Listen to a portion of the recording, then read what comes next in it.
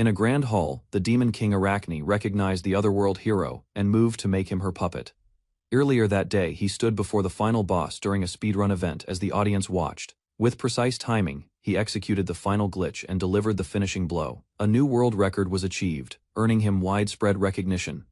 His mastery came from exploiting glitches to clear games as quickly as possible. Isekai'd reflected on conquering a game that normally required over 100 hours. Meanwhile, fellow runners praised his skill, while he credited viewers, commentators. During the closing session, attention shifted to life after the event, and he calmly considered returning to work. As the summit ended, messages of admiration filled the chat, despite a missed final glitch. Later that night, he sat before his monitors and quietly resumed practice. After countless attempts, Isekai'd continued practicing the difficult final glitch, determined to improve its low success rate. Rather than stopping, he refined every movement, chasing a faster and smoother route through the game. Hours passed as exhaustion built, and his focus gradually slipped during another run. Suddenly darkness surrounded him, leaving him confused as reality seemed to vanish. Mysterious voice called to a lost soul while strange celestial paths opened before him. A pillar of light descended inside a vast cathedral, and an unfamiliar young man awoke beneath it. Relief spread through the gathered crowd as they realized the summoning ritual had succeeded after a century. Officials reported the success across the capital, despite concerns about the hero's ordinary appearance. The kingdom's princess introduced herself and formally welcomed the confused newcomer. She explained that he had been summoned to aid their desperate war against the Demon King. The princess explained that endless demons poured from evil roots. Kneeling before him, she pleaded for his help, declaring him their final hope in the war. Instead of feeling heroic, confusion spread through his mind as the situation seemed strangely familiar. Soon, recognition struck when he realized the scene matched the opening sequence of another verse. At last, he concluded that he had somehow entered the very game he once mastered. He questioned why he was seeing the world through his character's eyes. After testing his movements, excitement replaced confusion as everything felt as responsive as reality itself. A bold idea quickly formed in his mind, turning the crisis into a challenge. Ignoring the princess's ceremony, he sprinted away the moment the timer began. Soon, shock spread across the hall when he used a glitch and ran straight through a wall. While racing through the castle, he explained his route aloud and skipped the holy sword tutorial entirely. Back in the cathedral, the princess finally noticed both the missing hero and the abandoned weapon. Soon, a cat-eared attendant chased after him, struggling to keep up with his pace. Reaching the capital in record time, he immediately began scouting the city for useful shortcuts. A local adventurer approached and offered to show the newcomer around. Without hesitation, he rejected the adventurer's offer and rushed onward. Meanwhile, the stunned adventurer could only watch as the strange newcomer disappeared into the distance. While running, he explained that a precise movement could bypass an early tutorial. Experience had taught him that missing this shortcut would cost minutes and ruin an efficient speedrun. Elsewhere, worried attendants searched the city after learning the summoned hero had left without the holy sword. Ignoring the awkward reactions behind him, he continued forward while the cat-eared attendant hurried after him. Before long, she finally caught up as he reached the forest of the dead. He immediately followed a strange strategy known only to experienced runners. To the attendant's disbelief, he discarded his equipment and picked up a simple wooden stick.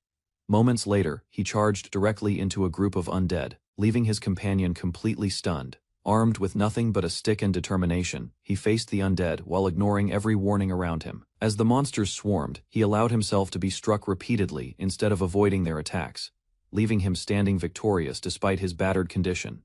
He explained that the damage was necessary for the route he planned. Without slowing down, he moved deeper into the dungeon while Danya desperately tried to stop him. Despite his injuries, he refused healing and explained that weaker enemies would make the route faster.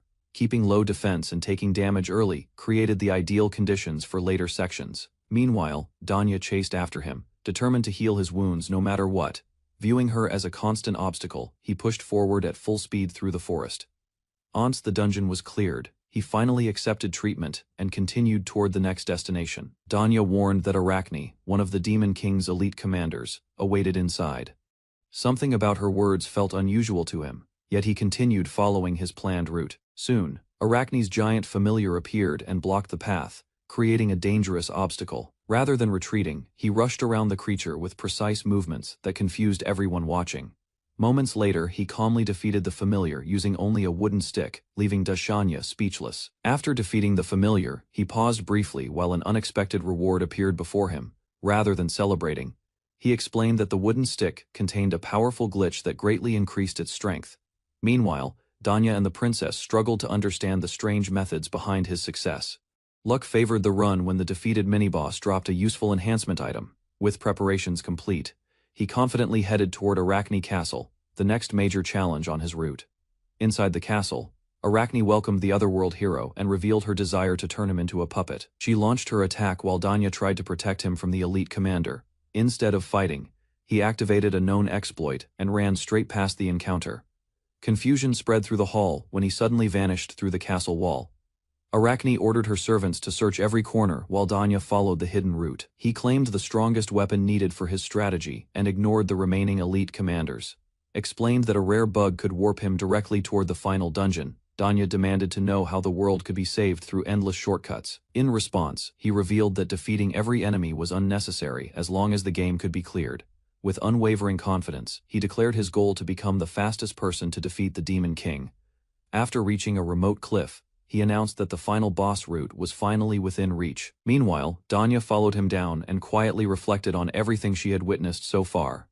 Rather than rushing ahead, he used a buff item and reviewed the progress of his run. Satisfied with the results, he counted several successful skips and preparations. For the first time, he began appreciating the world itself instead of only the speedrun. While resting before the final battle, he reflected on surpassing every previous run. Soon, determination replaced doubt as he vowed to achieve an even faster clear than ever before. At last, he reached the Demon King ahead of schedule and prepared for the decisive confrontation. The ruler of darkness recognized the otherworld hero and turned toward the unexpected challenger. Without fear, the Demon King welcomed the battle and promised to erase the arrogant human.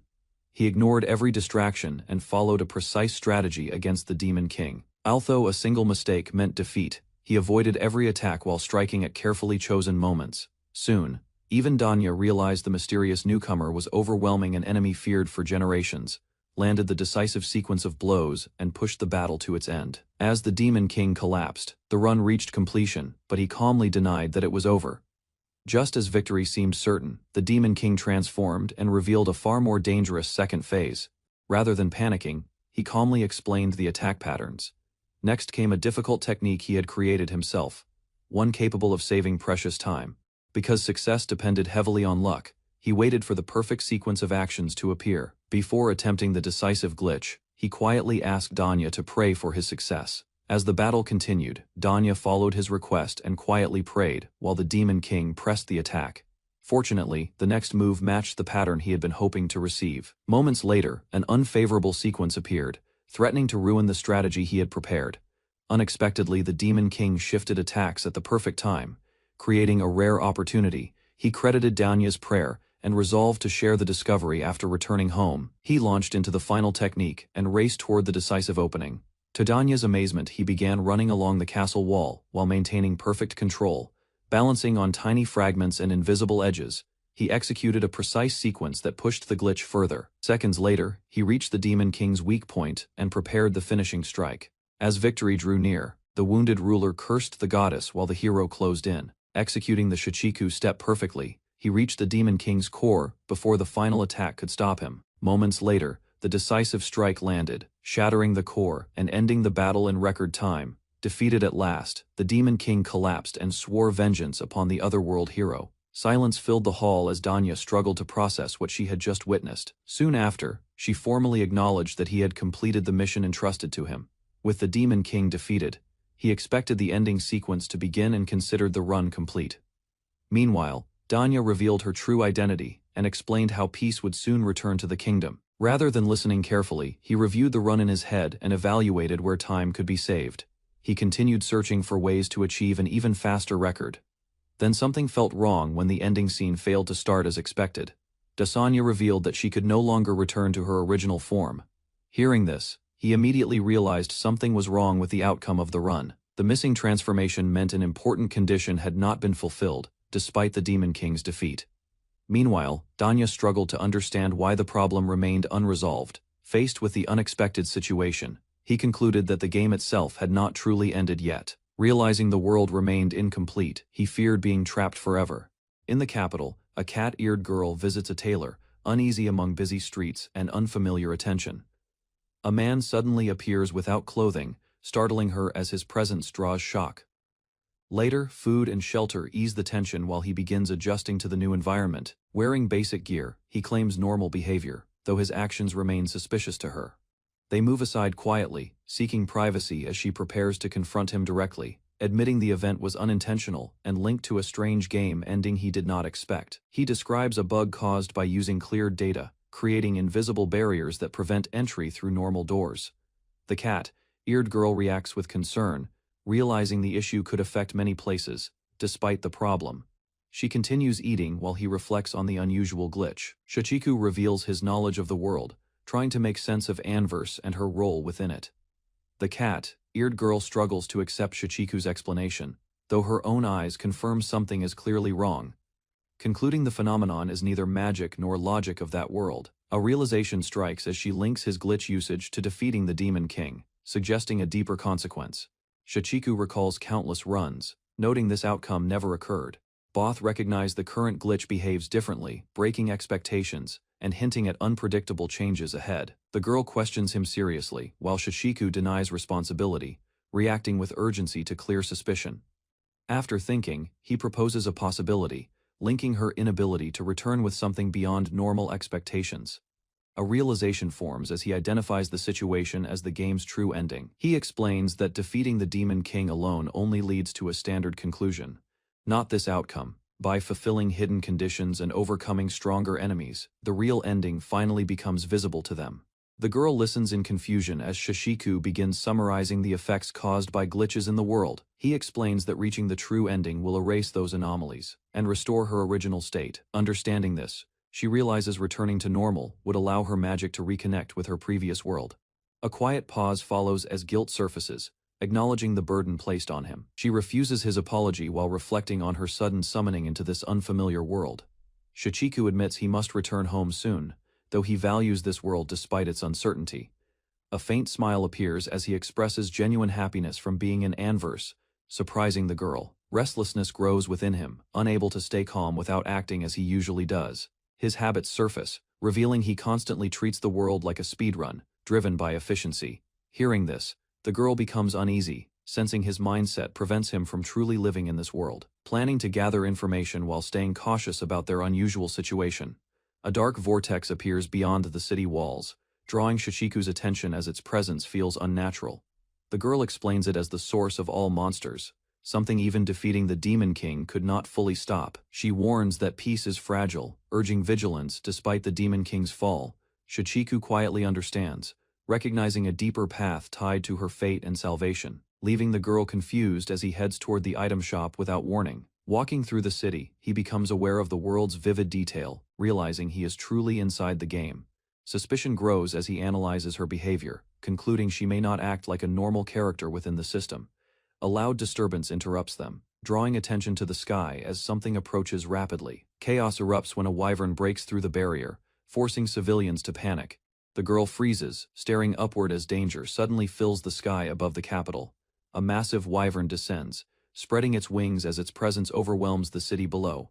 Anger rises within her as she prepares to confront the intruder that dared enter. An explosion erupts midair, halting the creature and leaving her momentarily confused.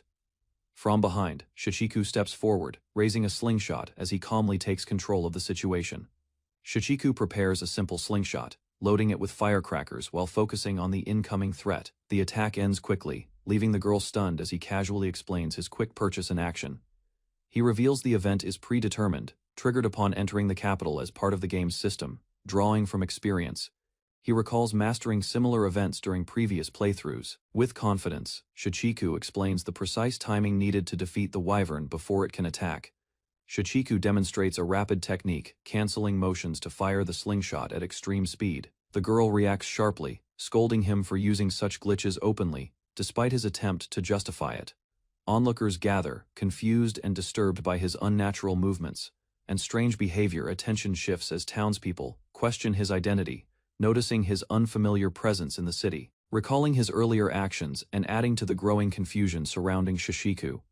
Suspicion spreads as townspeople surround Shichiku, accusing him of being a threat after witnessing his strange actions. The girl tries to calm the situation, blaming his use of glitches for causing misunderstanding among the crowd. Rumors quickly rise, identifying him as a summoned hero from another world. Doubt remains as others question his true nature, unsure whether to trust his power. Tension escalates when some accuse him of deception, forcing Sachiko to respond carefully. An old woman steps forward, firmly denying the accusations, and declaring Sachiko is not a demon. Painful memories surface as she recalls losing her family to monsters and the suffering she endured. Through that trauma, she gained the ability to distinguish demons from humans, recognizing Sachiko's true nature. With trembling hands, she reaches out, expressing trust she has long held for a hero. Tears fall as she pleads for a peaceful world, placing her hope entirely in him. Noticing parts that differ from what he remembers of the game, the girl explains the village tragedy, linking it to a powerful demon under the elite force's control.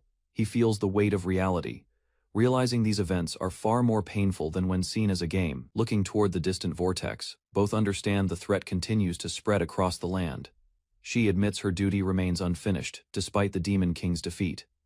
The girl lowers her gaze, admitting her weakness while feeling overshadowed by the Saints of Salvation. Explains her role, revealing she always follows behind the hero, relying on his presence. Walking together, she finds comfort in his company, even in dangerous and unfamiliar places. That reassurance allows her to stay calm despite the ongoing threats surrounding them. Sachiko smiles gently, expressing deep admiration for her, leaving her completely stunned. Her low ranking, comparing it to popularity systems while insisting her true value is much higher. He concludes the world follows the same programming as the game, confirming glitches behave identically here. Confidence rises as he promises she can return to normal, aiming together for the true ending. They share a brief moment of unity before shifting back to practical concerns. At the guild, reports reveal no damage, surprising everyone with the flawless outcome. Inside the guild, rumors spread as adventurers argue over the sudden appearance of a supposed otherworld hero. The guildmaster arrives, observing the situation calmly as a separate event begins unfolding beyond the hero's direct involvement. Inside the guild, Jean confronted the newcomer with visible anger, recalling being ignored the previous day. He stepped closer, expression intense, asserting dominance and testing the newcomer's resolve. Sachiko showed little fear, though his face hinted at quiet frustration and confusion. Later, regret surfaced as he bowed slightly, acknowledging his reaction had been excessive. Memories of repeated failures weighed on him, reminding him how past mistakes still influenced his actions. The newcomer reflected on past mistakes, realizing his reactions were tied to lingering regret and buried memories. Jean observed him carefully, suspecting deeper guilt connected to someone from the boy's past. Tension eased as both acknowledged a misunderstanding, allowing a more respectful connection to form. Discussion shifted toward the guildmaster, revealing her absence and raising questions about current priorities. With matters settled, Jean accepted him into the guild, seeing potential and deciding the timing was right. At the guild, Marone introduced Ida's shield, explaining its role across the kingdom and its structure. She detailed the ranking system, showing how completing quests would raise status and unlock greater challenges.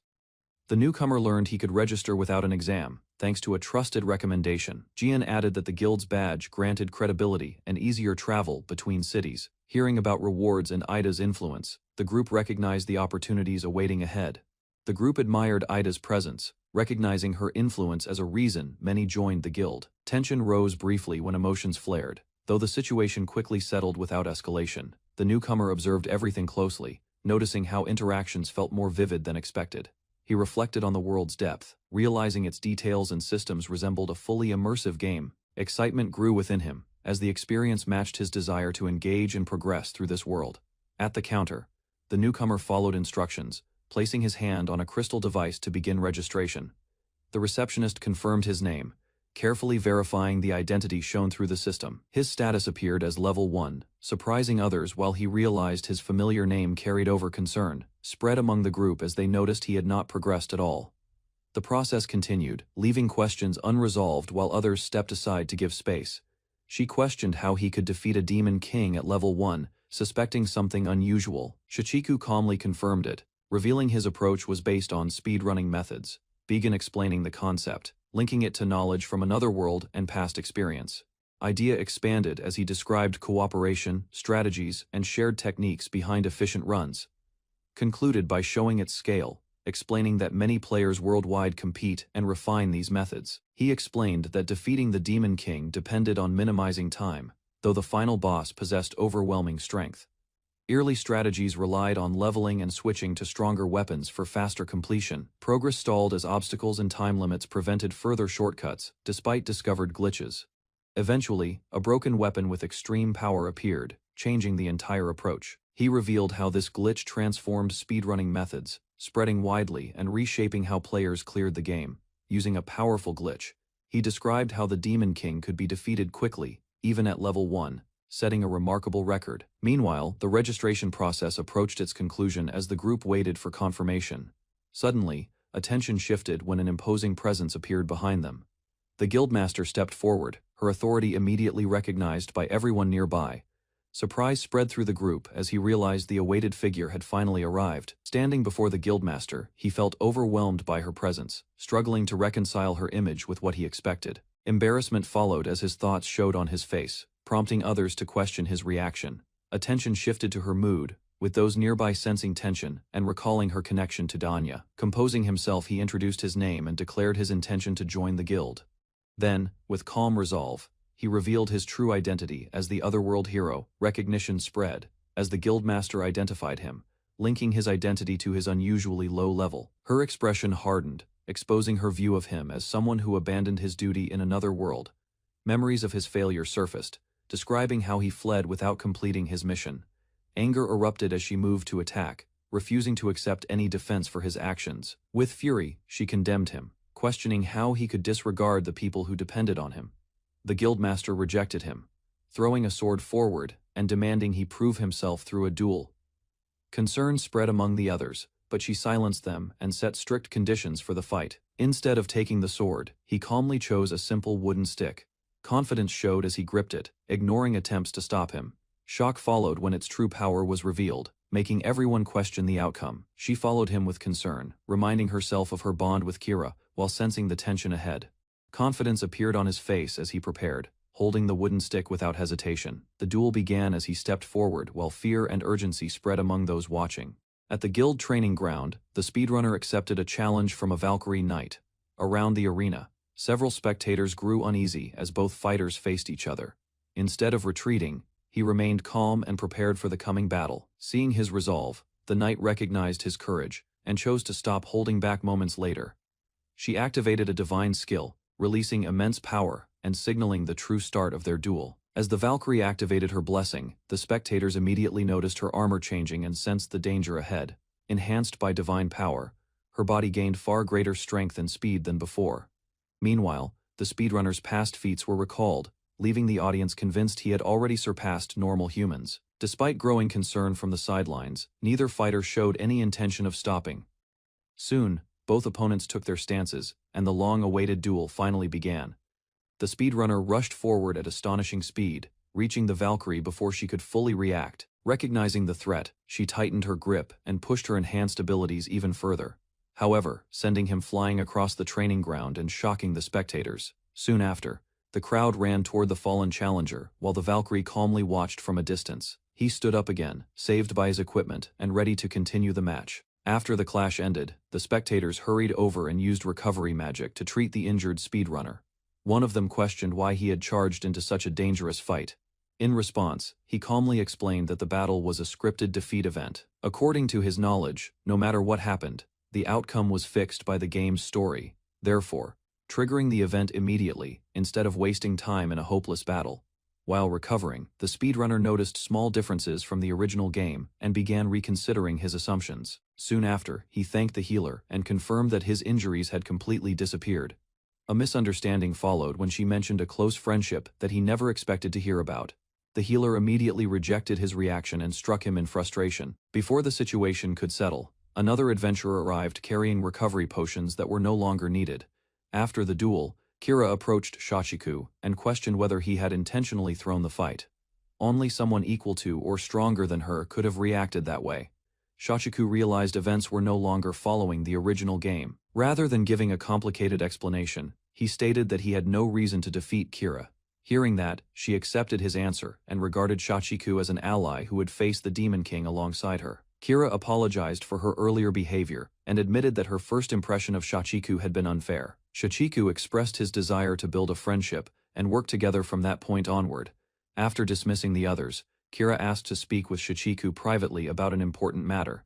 She revealed her determination to prove herself through her own strength. Having devoted her entire life to defeating the Demon King, she declared that the final victory should belong to her. Shock spread across Kira's face when Shichiku revealed that the Demon King had already been defeated. She demanded an explanation, while the others listened in silence. Confusion only deepened as the unbelievable claim contradicted everything she knew. Calmly, Shichiku explained that he had defeated the Demon King shortly after arriving in this world. Hearing that it was done as part of a speedrunning challenge, Kira struggled to comprehend the absurd achievement. Although Kira found Shichiku's story impossible to believe, Ida insisted that he was telling the truth. Meanwhile, the healer admitted that arguing with Shichiku had become pointless long ago. Accepting the situation, Kira decided to explain a strange incident that had occurred the previous day. Shortly after the hero summoning, a massive roar echoed from a northern castle near the capital. Shichiku immediately suspected that the disturbance was somehow connected to his earlier actions. He learned that Arachne's spider familiars had been appearing across the region in large numbers. The discussion revealed that Arachne was notorious for cruelty, controlling victims through poison and web-like abilities. Furthermore, those under her influence could be forced to awaken special powers against their will. Kira explained that her own blessing had awakened naturally through intense training. Shichiku realized their distribution seemed completely random, much like a game of chance. The group learned that Arachne tortured talented victims and turned them into puppets after forcing their powers to awaken. Fortunately, one survivor escaped that fate decades ago, leaving behind a warning about Arachne's cruelty. As the story unfolded, Shichiku grew increasingly disturbed by the suffering inflicted across the world. Meanwhile, uncertainty remained because the Demon King was gone.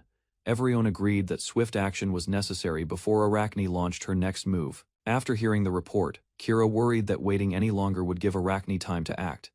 Before military forces could be organized, Shichiku suddenly proposed attacking the enemy immediately, especially when he appeared nervous, despite speaking so confidently. The truth soon became clear as his excitement came from wanting to complete the mission as quickly as possible. Ida struggled to understand the speedrunner logic that was driving Shichiku's enthusiasm. Confident in his speedrunning experience, Shichiku claimed that defeating Arachne would take less than 15 minutes. Although the estimate sounded absurd, he insisted that careful preparation would make the operation possible. To put the plan into action, Shichiku requested Kira's assistance for the mission. Without hesitation, Ida encouraged her to trust his judgment, despite the unusual proposal. After some reluctance, Kira accepted and reaffirmed the promise of friendship she had made earlier. The moment a plan was agreed upon, Shichiku rushed off to gather equipment. Far away at Arachne Castle, the demon noticed intruders and grew suspicious of recent activity around her domain. After dealing with a captured scout, she became increasingly interested in the mysterious otherworld hero. Arachne decided she wanted to turn him into one of her puppets. Meanwhile, Shichiku hurried through the city while his companions struggled to keep up. An old warrior's teachings explained that defeating overwhelming strength was rare but possible. Those lessons stressed that equipment and preparation often determined victory before battle began. Near an abandoned mine, the group completed preparations. While signs of relentless training covered the area, unexpected changes ruined familiar methods of obtaining rare ore, leaving everyone uncertain. Further inspection showed the crystals were valuable decorations, yet unsuitable for combat, forcing a reassessment of their usefulness. Aya 2, headed Orthrus suddenly emerged from the darkness, blocking the group's path during their nighttime journey. Without hesitation, the racer stepped forward and struck the monster with a simple wooden stick. Relief spread through the area as the unexpected encounter ended almost immediately. Watching the scene, the knight struggled to comprehend how such a powerful creature had fallen so easily. Amazement lingered among the party, while the racer calmly continued ahead. After defeating the Orthrus, the knight advised collecting its magic stone. Surprise spread across the group when they realized the racer had ignored valuable drops from previous battles. Concern followed as the knight recalled reckless actions against powerful monsters despite the racer's low level. Rather than argue, he calmly approached the fallen beast and prepared a demonstration. Moments later, the pulsing magic stone emerged, revealing why ordinary rules rarely applied to him. The racer crushed the magic stone, causing a brilliant light to burst across the area. Fragments floated upward before vanishing completely, leaving behind an unexpected result. Confusion appeared among the onlookers as he calmly displayed what remained. Instead of celebrating, he explained the real issue behind the reward. A lengthy acquisition sequence consumed valuable seconds, making level gains undesirable for someone focused solely on speedrunning efficiency. The racer explained that collecting magic stones had become a habit he abandoned to save precious seconds during runs. Meanwhile, the cat-eared adventurer tried to understand his reasoning. A brief exchange stirred old memories, causing the knight to notice a familiar warmth in another companion. Attention shifted back to the mission, as preparations for the Arachne subjugation resumed. Upon reaching the Adventurers Guild, the party received recognition for securing valuable magic stones. At the guild, the staff introduced a special purifier, designed to process collected magic stones safely. Next, the stones were placed inside the machine and mixed with a crystallization solution. During the explanation, the party learned that monsters formed when creatures absorbed excessive miasma. As the purifier operated, the harmful miasma was removed, making the stones safe for human use. Soon afterward, the process was complete, allowing the racer to gain several levels at once. After gaining levels, the racer complained that the lengthy leveling sequence wasted far too much time. Soon afterward, the knight decided to evaluate his abilities and determine what strengths he possessed. Ancient legends described heroes receiving special blessings meant to aid them against the Demon King. She prepared to reveal information that had been overlooked earlier. Unease appeared on the racer's face as everyone gathered, eagerly waiting to learn his hidden abilities, revealing that the newly summoned hero appeared to possess no special skills at all. Disappointment spread quickly as expectations collapsed and comparisons to legendary heroes began to surface. Meanwhile, the racer accepted the result, believing he was merely an ordinary adventurer with a wooden stick. Confusion followed when unfamiliar symbols appeared, leaving the group unable to understand their meaning. Knight realized those strange characters represented a skill never recorded in this world. The knight carefully copied the mysterious symbols, while the racer struggled to recognize the unfamiliar writing. Once completed, the translated text left him stunned by its strange and seemingly meaningless contents. Questions quickly filled his mind as he wondered whether the hidden skill was connected to an unknown game exploit.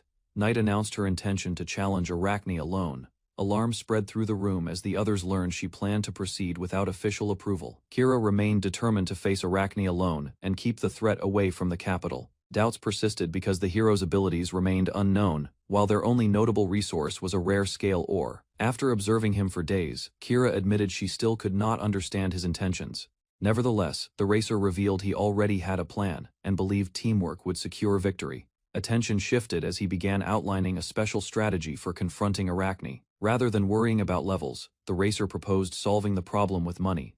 Instead, though they quickly realized powerful mercenary parties could be hired, unfortunately, the value of their scale ore was far below the cost of recruiting elite adventurers. Another obstacle emerged when using guild funds risked attracting unwanted attention from influential figures.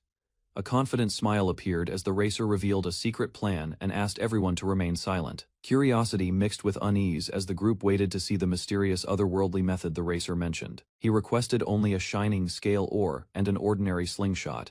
Without further explanation, the racer repeatedly equipped and unequipped the ore while manipulating the slingshot. Bewilderment spread across the room as everyone watched the bizarre procedure unfold. Suddenly, he stopped and calmly declared success, leaving the others even more confused than before. The racer revealed that he had successfully created a ghost slingshot through an unusual inventory manipulation trick. Next, he explained that removing the scale ore under specific conditions altered the item's state. Moments later, countless copies of the valuable ore spilled across the table. He celebrated the sudden fortune and proposed selling the duplicates. Shock quickly turned into panic as the group struggled to comprehend the absurd exploit he had discovered. Examining the duplicated ores, the knight confirmed that every copy appeared completely genuine and usable. Concern followed as the group considered the consequences such wealth could have on the market. Gradually, the knight accepted that his strange knowledge came from a world far beyond her understanding. With preparations settled, determination returned as the party focused on defeating Arachne the following day. A speedrunner arrived at the Merchant Guild and dumped 999 shining scale ores onto the counter for exchange. Inside the headquarters, the receptionist noticed the massive pile and froze in disbelief. After checking the ores, her appraisal confirmed they were genuine, leaving her unable to doubt the result. Panic spread across the staff as she demanded every available gold coin to complete the transaction. Meanwhile, the speedrunner realized the exchange was causing unexpected problems. The guild finally handed over 9,990 sen in gold coins, completing the massive exchange. Without hesitation, the speedrunner packed the money and left.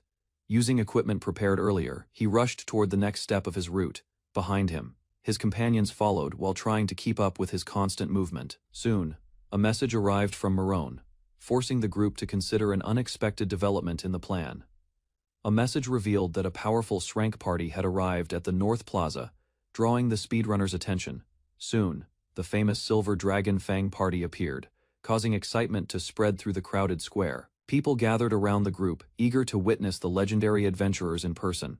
Meanwhile, the party's arch sorcerer introduced herself, and quickly turned the attention into business.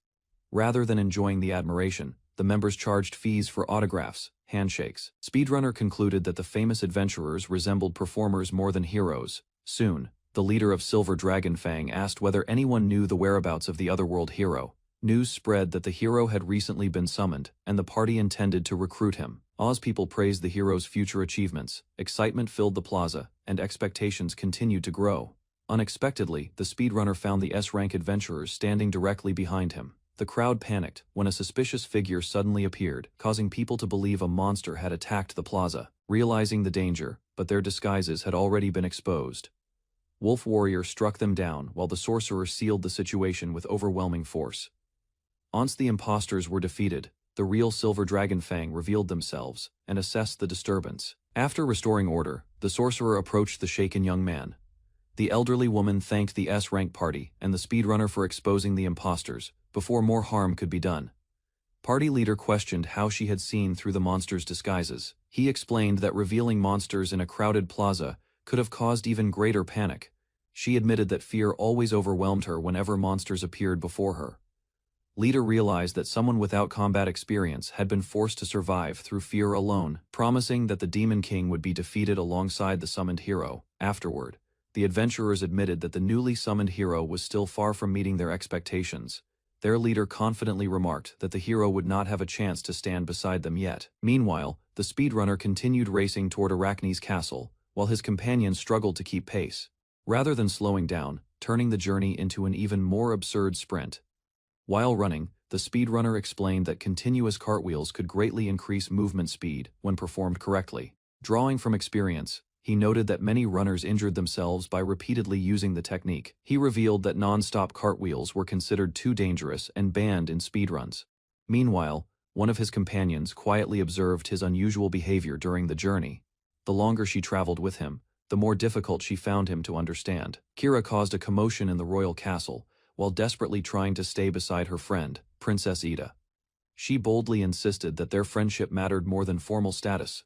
Soon, the chief priest reminded everyone that Ida carried the burden of becoming the world's future savior. Ida was forced into constant training and had little freedom as a child. After witnessing Ida's harsh treatment, Kira became convinced that the princess was being unfairly mistreated. The priests justified Ida's suffering as necessary preparation for summoning the otherworld hero. According to their beliefs, the ritual could only occur once every 100 years and could not be allowed to fail. They viewed the summoned hero as humanity's only hope against the Demon King's invasion. Even so, Kira questioned whether sacrificing Ida's happiness was truly acceptable. She condemned everyone for placing their hopes on a stranger while burdening Ida alone. Unable to accept the priest's reasoning, Kira angrily demanded that the kingdom stop placing its hopes on a single child. Chief Priest challenged her to take responsibility herself if she disagreed so strongly. With cold confidence, he dismissed her as someone lacking the talent needed to protect the world. The insult only strengthened Kira's determination instead of discouraging her.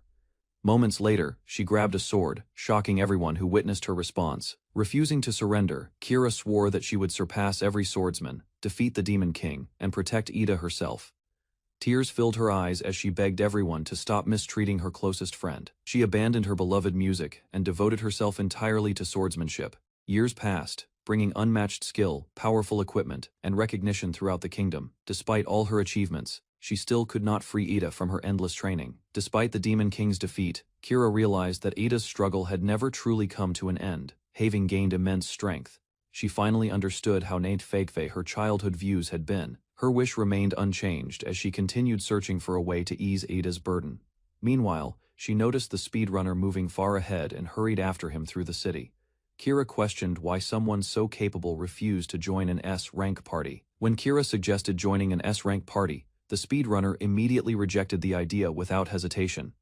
His answer left her speechless, while his companion quietly admitted she had expected that response.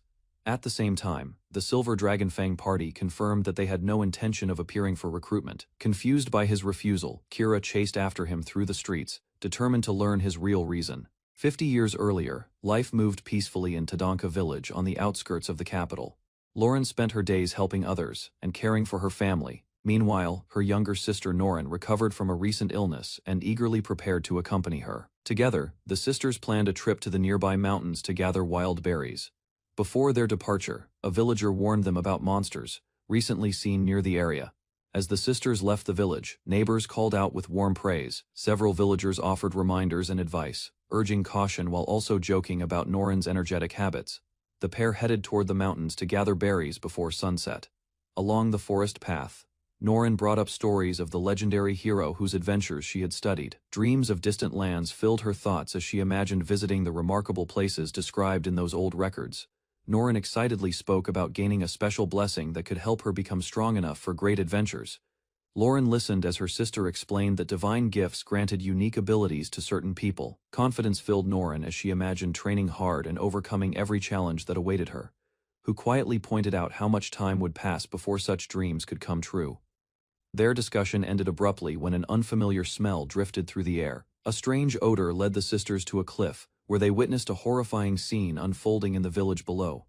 Flames spread between houses while giant spiders roamed the streets. Shock overwhelmed Norin as she struggled to accept the destruction happening before her eyes. Suddenly, a massive spider appeared nearby and turned its attention toward the two sisters. Its gaze fixed on them before it advanced. Having finally discovered new prey, fear consumed the sisters as the giant spider selected them as offerings. Inside its nest, captives were examined one by one while the creature searched for individuals with useful abilities. Bound within thick webs, Lauren became the spider's next target as it prepared another cruel test. A failed result led to a brutal fate, leaving Lauren gravely injured before her sister's eyes, her scream echoing through the nest as despair overwhelmed her. Years later, her memories dragging her back to the day she lost Norin.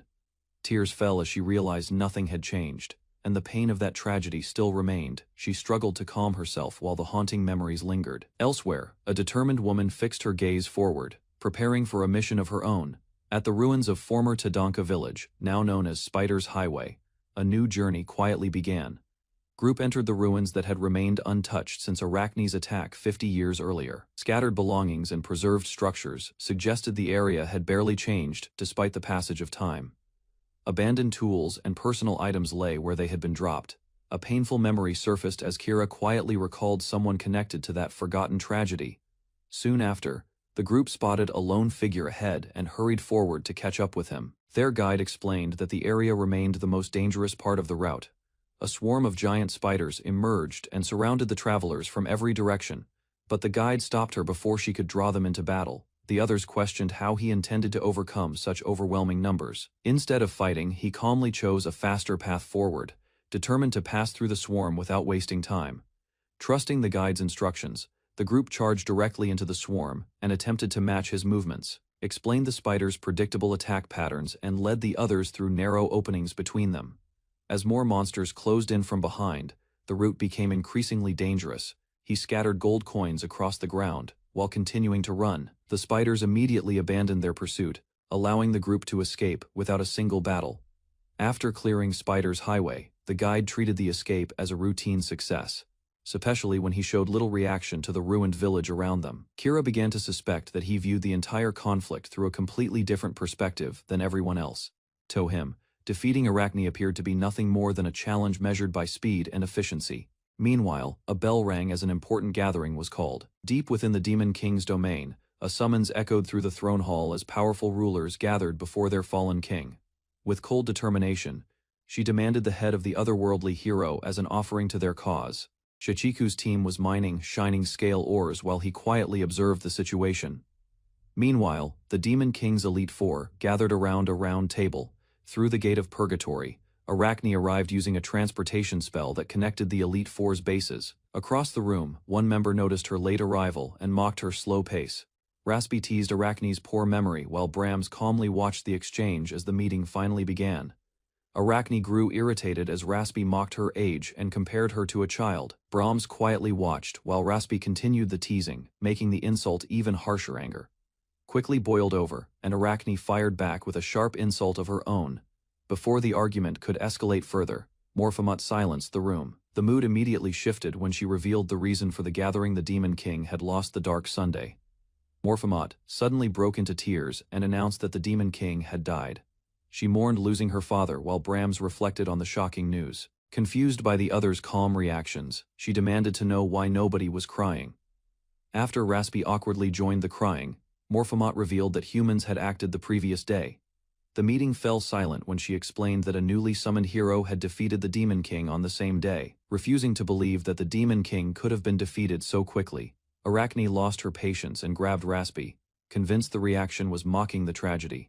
After calming down, she admitted that even she found the news difficult to accept. Determined to prove the truth, Arachne prepared a way to reveal the final moments. She summoned the Eye of the Dead, an artifact capable of replaying events before death. The Elite Four gathered around the artifact and watched as the Eye of the Dead began revealing the Demon King's final moments. To their surprise, a nearly naked young man appeared inside the vision. Shock spread through the room as they realized the stranger was the recently summoned hero. Moments later, but the hero became distracted by a small creature. Despite the confusion, every strike missed him as he effortlessly avoided the assault. Recording left the Elite Four stunned as the Demon King appeared to fall after only a few exchanges. Their disbelief deepened when the hero revealed that his weapon was nothing more than a wooden stick. The observers struggled to accept what they were witnessing. Arachne slowly realized the outcome was real, and her confidence began to fade. She bitterly concluded that her father had been slain in an absurdly simple manner within minutes. Morphamut swore vengeance against the otherworld hero who had killed and humiliated her father. Seeing her outburst, Arachne realized she had something important to discuss. Without hesitation, Morphamut demanded any information related to the hero's identity and abilities. Attention soon turned to Arachne, whose powers made her the most likely source of useful knowledge. She admitted that even with her abilities, she knew nothing about the mysterious hero. Arachne walked through the halls while thinking about the hero who had changed everything. A dangerous ambition soon took shape, as she decided to obtain the otherworld hero's mysterious power. Rather than seeking revenge alone, she imagined removing rivals and securing greater influence for herself. An even bolder plan followed when she considered turning the hero into her personal puppet. He believed she alone could control the overwhelming power he possessed. Arachne became fascinated by a legendary defensive skill called Karna Kavacha. The power could block nearly every physical and magical attack directed at its user. One limitation remained, however, as the skill could still be overcome by the hero's strongest spear. Memories of serving under the Demon King deepened her desire to change her fate and seize authority. Consumed by ambition, Arachne envisioned herself becoming the next Demon King and ruling without opposition. Filled with excitement, Arachne hurried through her castle while wondering what her subordinates had discovered. Halfway down the stairs, she ordered them to bring the otherworld hero to her immediately. Heavy tremors shook the building as several unexpected visitors appeared inside the castle. To her shock, the hero stood among them and calmly greeted everyone before she could make a move. At the Demon King's castle, the speedrunners' party encountered Arachne, an elite guardian blocking their progress. Her identity quickly became clear, revealing a dangerous opponent far stronger than ordinary enemies. Before the battle, he outlined a strategy, warning that swarms of small spiders would attack first. Doubt emerged as the group compared Arachne's power to monsters they had already defeated. Drawing from experience, the speedrunner realized the world's difficulty had increased. Concern spread through the party as the speedrunner revealed that his plan had already accounted for the current situation. According to his strategy, defeating Arachne required eliminating weaker monsters first. To support that approach, he specifically brought Kira along for the battle ahead. Moments later, the group advanced toward the staircase where Arachne calmly awaited their arrival. Rather than retreating, the speedrunner stepped forward and prepared to confront the elite guardian directly. As the confrontation began, Arachne noticed the new companions standing beside the speedrunner and his party. Without hesitation, she activated a strange ability intended to turn everyone present into obedient puppets. Dark spheres struck Kira directly, causing the attack to take effect immediately. Moments later, Kira's body trembled uncontrollably before collapsing onto the floor as the party watched in shock. Confusion spread across the battlefield when the speedrunner realized he remained alive. Kira stood frozen in place, unable to move her body after being struck by Arachne's strange attack, concluded that an unlikely status effect had triggered at the very start of the battle. Arachne mocked the party and released swarms of spiders to increase the pressure. He switched to a backup plan and ordered Danya to eliminate the smaller enemies. Speedrunner believed a special potion would provide Danya with just enough strength to continue the fight. While Danya fought through the spider swarm, Arachne remained confident that the resistance would ultimately fail. Danya destroyed groups of enemies and steadily cleared the battlefield. Ida watched the struggle unfold and realized her companion was still fighting, despite the danger. Fear continued to grip her as Arachne stood nearby, yet the battle's outcome remained uncertain. Gradually, Ida gathered her resolve and questioned whether staying down was truly the right choice. Tears filled Kira's eyes as she reflected on her efforts and entrusted the battle's outcome to Shishiku. Meanwhile, Shishiku stepped forward and asked everyone to watch carefully. Despite the lingering effects of the stun, he revealed that this confrontation marked the final stage of his plan to defeat Arachne. Arachne activated an absolute defensive skill that rendered her immune to all attacks. Rather than panicking, Shishiku listened as Arachne boasted about her invincibility. Without warning, Arachne was struck in the face by a flying object, disrupting her confidence. Nearby, Danya watched in confusion as the unexpected hit landed, despite Arachne's perfect defense. Shishiku then revealed a large collection of coins and prepared the next step of his strategy, explained that Arachne's skill only blocked actions recognized as attacks. Unlike swords or magic, coin throwing was treated differently by the game's system. Shishiku explained that coin throwing could be exploited as a special action. While continuously throwing coins, he revealed that defeating her normally would require a lengthy preparation process. Unable to retaliate effectively, Arachne grew increasingly frustrated as the unusual tactic kept wearing her down. Meanwhile, Danya blocked the approaching spiders and protected Shishiku from interference. At last, Arachne's anger erupted as she abandoned her composure and vowed to eliminate everyone before her. Coins continued striking Arachne, steadily pushing her closer to defeat despite her powerful defensive ability. While maintaining the barrage, Shishiku explained that preventing her second transformation was the key to victory. Arachne desperately searched for a chance to transform. Confusion spread among the stunned spectators as a supposedly terrifying boss was reduced to struggling against thrown coins. Kira watched in disbelief and began to understand the unusual method Shishiku used to overcome Arachne. As the battle continued, Kira realized that Shishiku showed no fear toward Arachne, despite her overwhelming reputation. He remained focused on a single objective: defeating the enemy as quickly as possible. To everyone watching, his relentless determination revealed the true mindset of a speedrunner. Standing amid a shower of coins, Shishiku continued his strategy, without hesitation. Meanwhile, Kira could only smile helplessly as she accepted how absurd yet effective his approach truly was. Danya's fire magic suddenly weakened, and she realized her mana reserves were nearly exhausted after prolonged fighting. A large group of spiders rushed toward her, sensing an opportunity to overwhelm their opponent.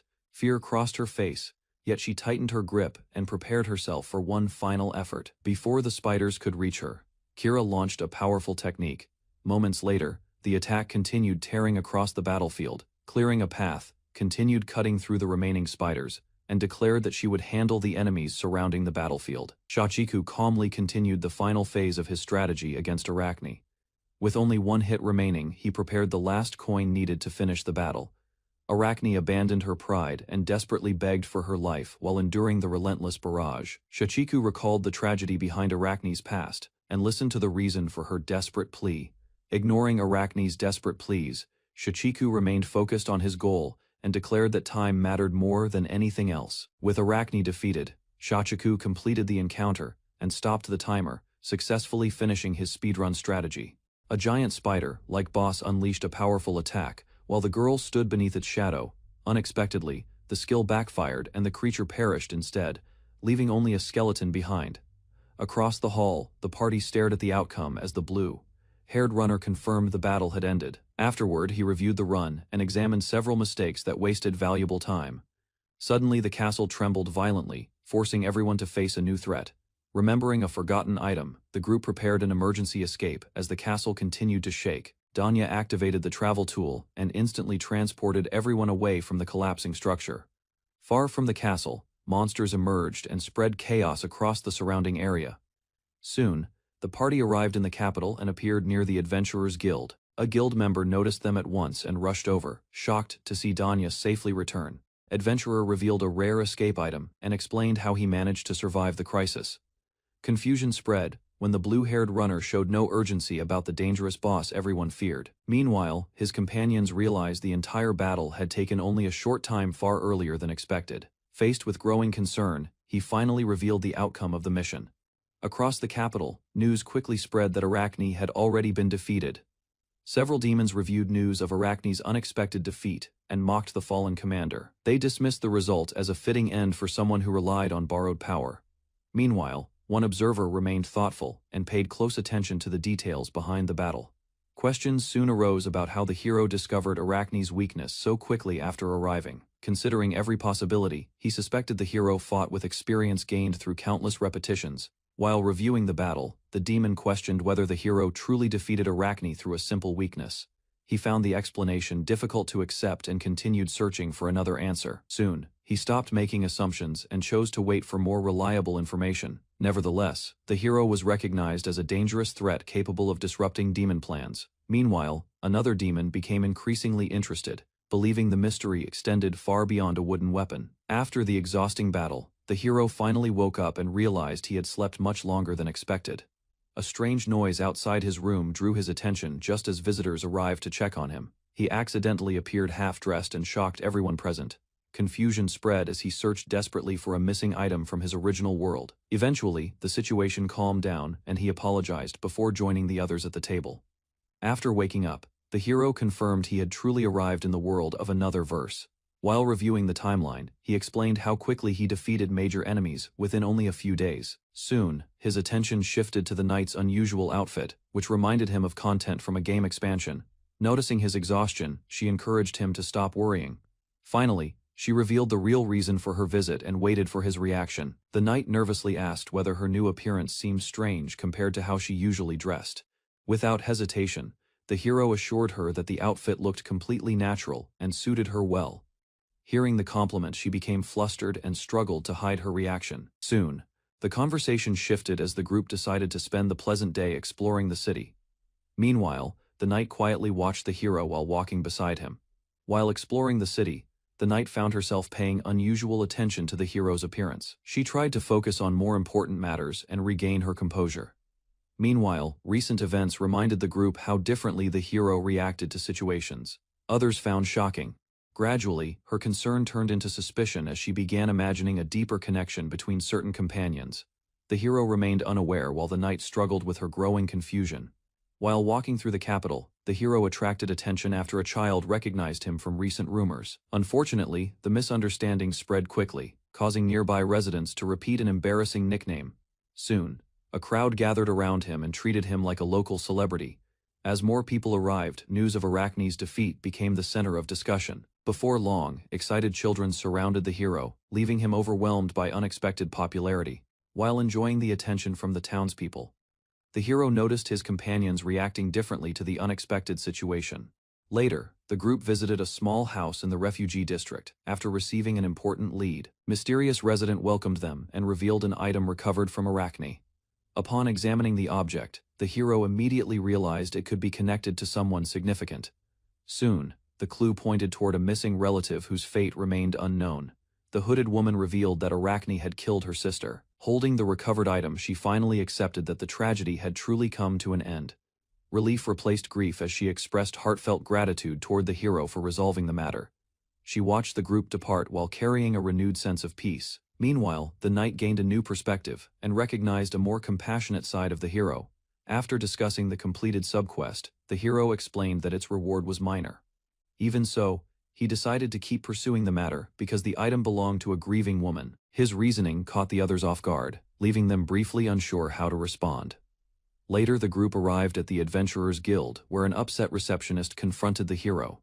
Frustration quickly surfaced as she complained about handling the dangerous mission without proper support, explained how difficult the situation had become after the group left without notice.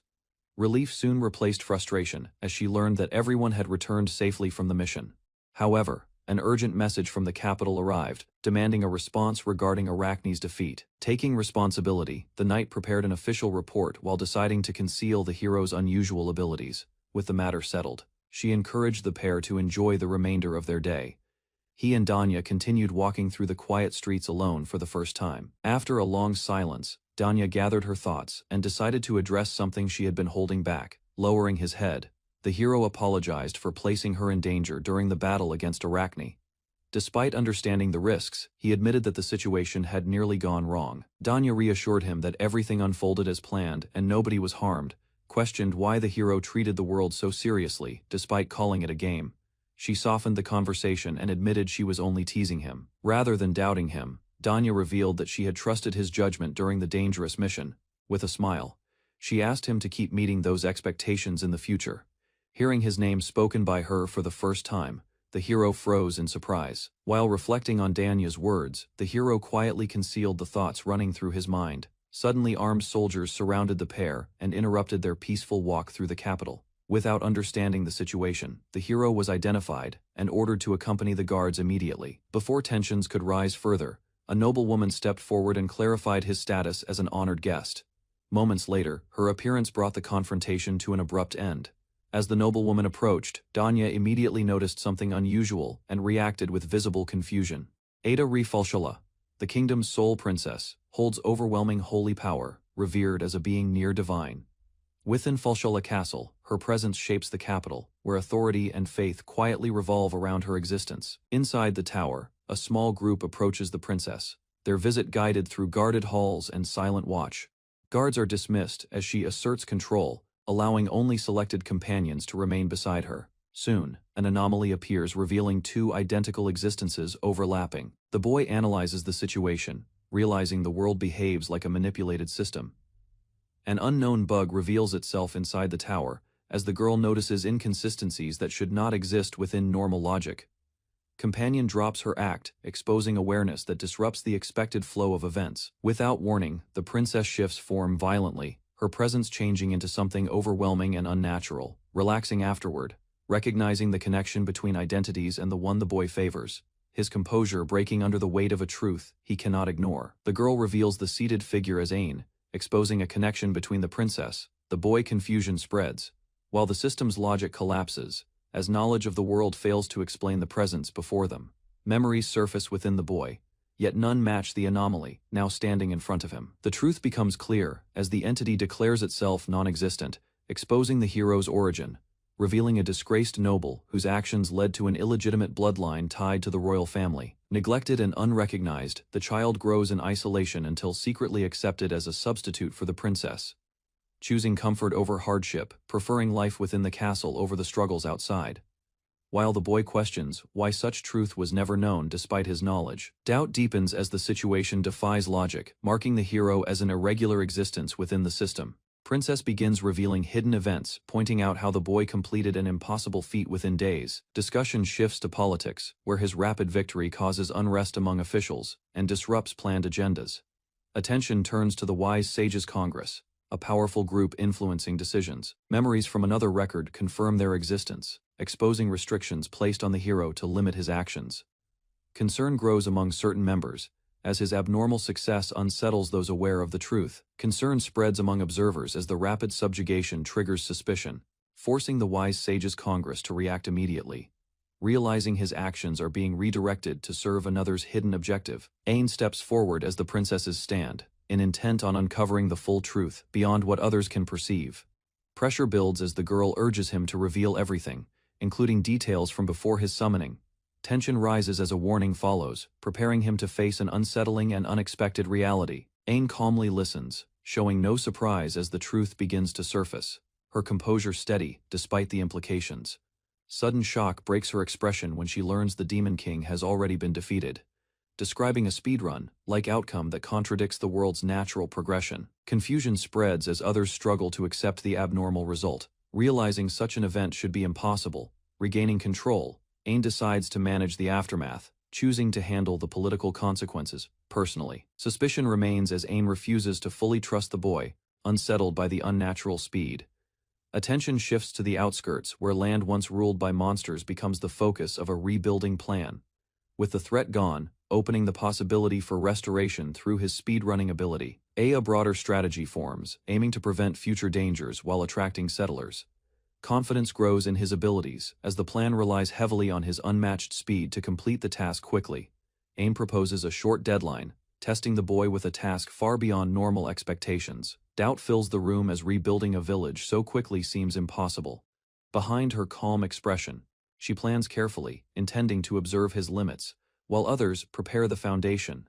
The challenge becomes deliberate, designed to measure his true nature while keeping him occupied. Confidence remains in her tone as she urges him to proceed, unconcerned whether he succeeds or fails, expecting proper walls, housing, and prepared land to restore the ruined village.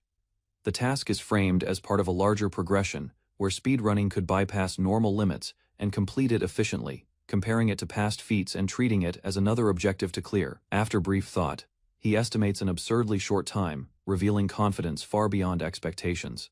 Shock immediately follows, as Ain reacts with disbelief, unable to accept such a casual answer. Ain reacts strongly, rejecting the absurd timeframe and emphasizing how rebuilding should take years of effort. The girl interrupts firmly, silencing the argument while defending the hero chosen to save the world. Calm authority returns as she urges reflection, forcing Ain to reconsider her harsh judgment. Realization settles in, understanding her reaction was driven by emotion. Tension eases as the girl explains the concern behind Ain's behavior, offering an apology to restore balance. She points out his strange habits, listing unusual actions that make him difficult to fully trust. Despite doubts, she admits his speed-running ability is reliable, believing he can accomplish what he claims, reassuring Ain while acknowledging his odd nature does not make him dangerous. Ain quietly accepts the explanation, though lingering uncertainty remains about his unpredictable behavior. With a plan set, the boy prepares to act, aiming to complete the task swiftly the following day. Shichiku proposes visiting the site directly, while Ain mentions her duties, leaving the task to him, giving him freedom to act while planning to observe the outcome later. Thoughts deepen as he questions the existence of entities that should not appear within the known system. Him to reconsider the world as something more real than a simple game structure. Realization forms as he identifies unknown variables, understanding that such elements threaten any planned route. Shichiku reflects on uncertainty, hoping his plan will succeed, despite growing doubts about unexpected changes. Meanwhile, danger rises at the village ruins, as monsters appear and a powerful spell reshapes the battlefield. An elite party stands ready, their strength evident as they confront threats surrounding the area. The group maintains control, noting the increasing monster presence while continuing their defense. News arrives that the otherworld hero will soon appear, shifting attention toward the coming encounter. Party questions the hero's sudden success, uncertain how such a powerful enemy was defeated so quickly. Shifting their role from support to closely observing the hero's actions, plans are made to meet him, intending to evaluate his abilities and understand his true nature. A warning emerges as a nearby presence signals the approach of another strong threat. Tension spikes instantly when the wolf reacts, triggering a sudden detection that reveals danger closing in. A strange slime appears near the ruins, drawing the party's attention as it moves with unnatural behavior. Without warning, a sudden strike lands, disrupting the formation and forcing an immediate reaction. Confusion rises when the creature shows intelligence, speaking and analyzing its surroundings while evading attacks. Its true form emerges, revealing a humanoid figure controlling the slime with precision. The battle intensifies as attacks narrowly miss, exposing its weakness, while tension builds among the fighters. Creature mocks the group while regenerating, showing little concern for the damage it receives. Warrior demands power, preparing for a stronger counterattack as tension rises among the party. Meanwhile, the mage recalls her immense strength. Confident in her accumulated magic and experience, she unleashes overwhelming force, demonstrating power she has restrained for centuries. As the battle escalates, both fighters advance together, ready to confront the threat at full strength, framing the battle as something that demands everything from those involved.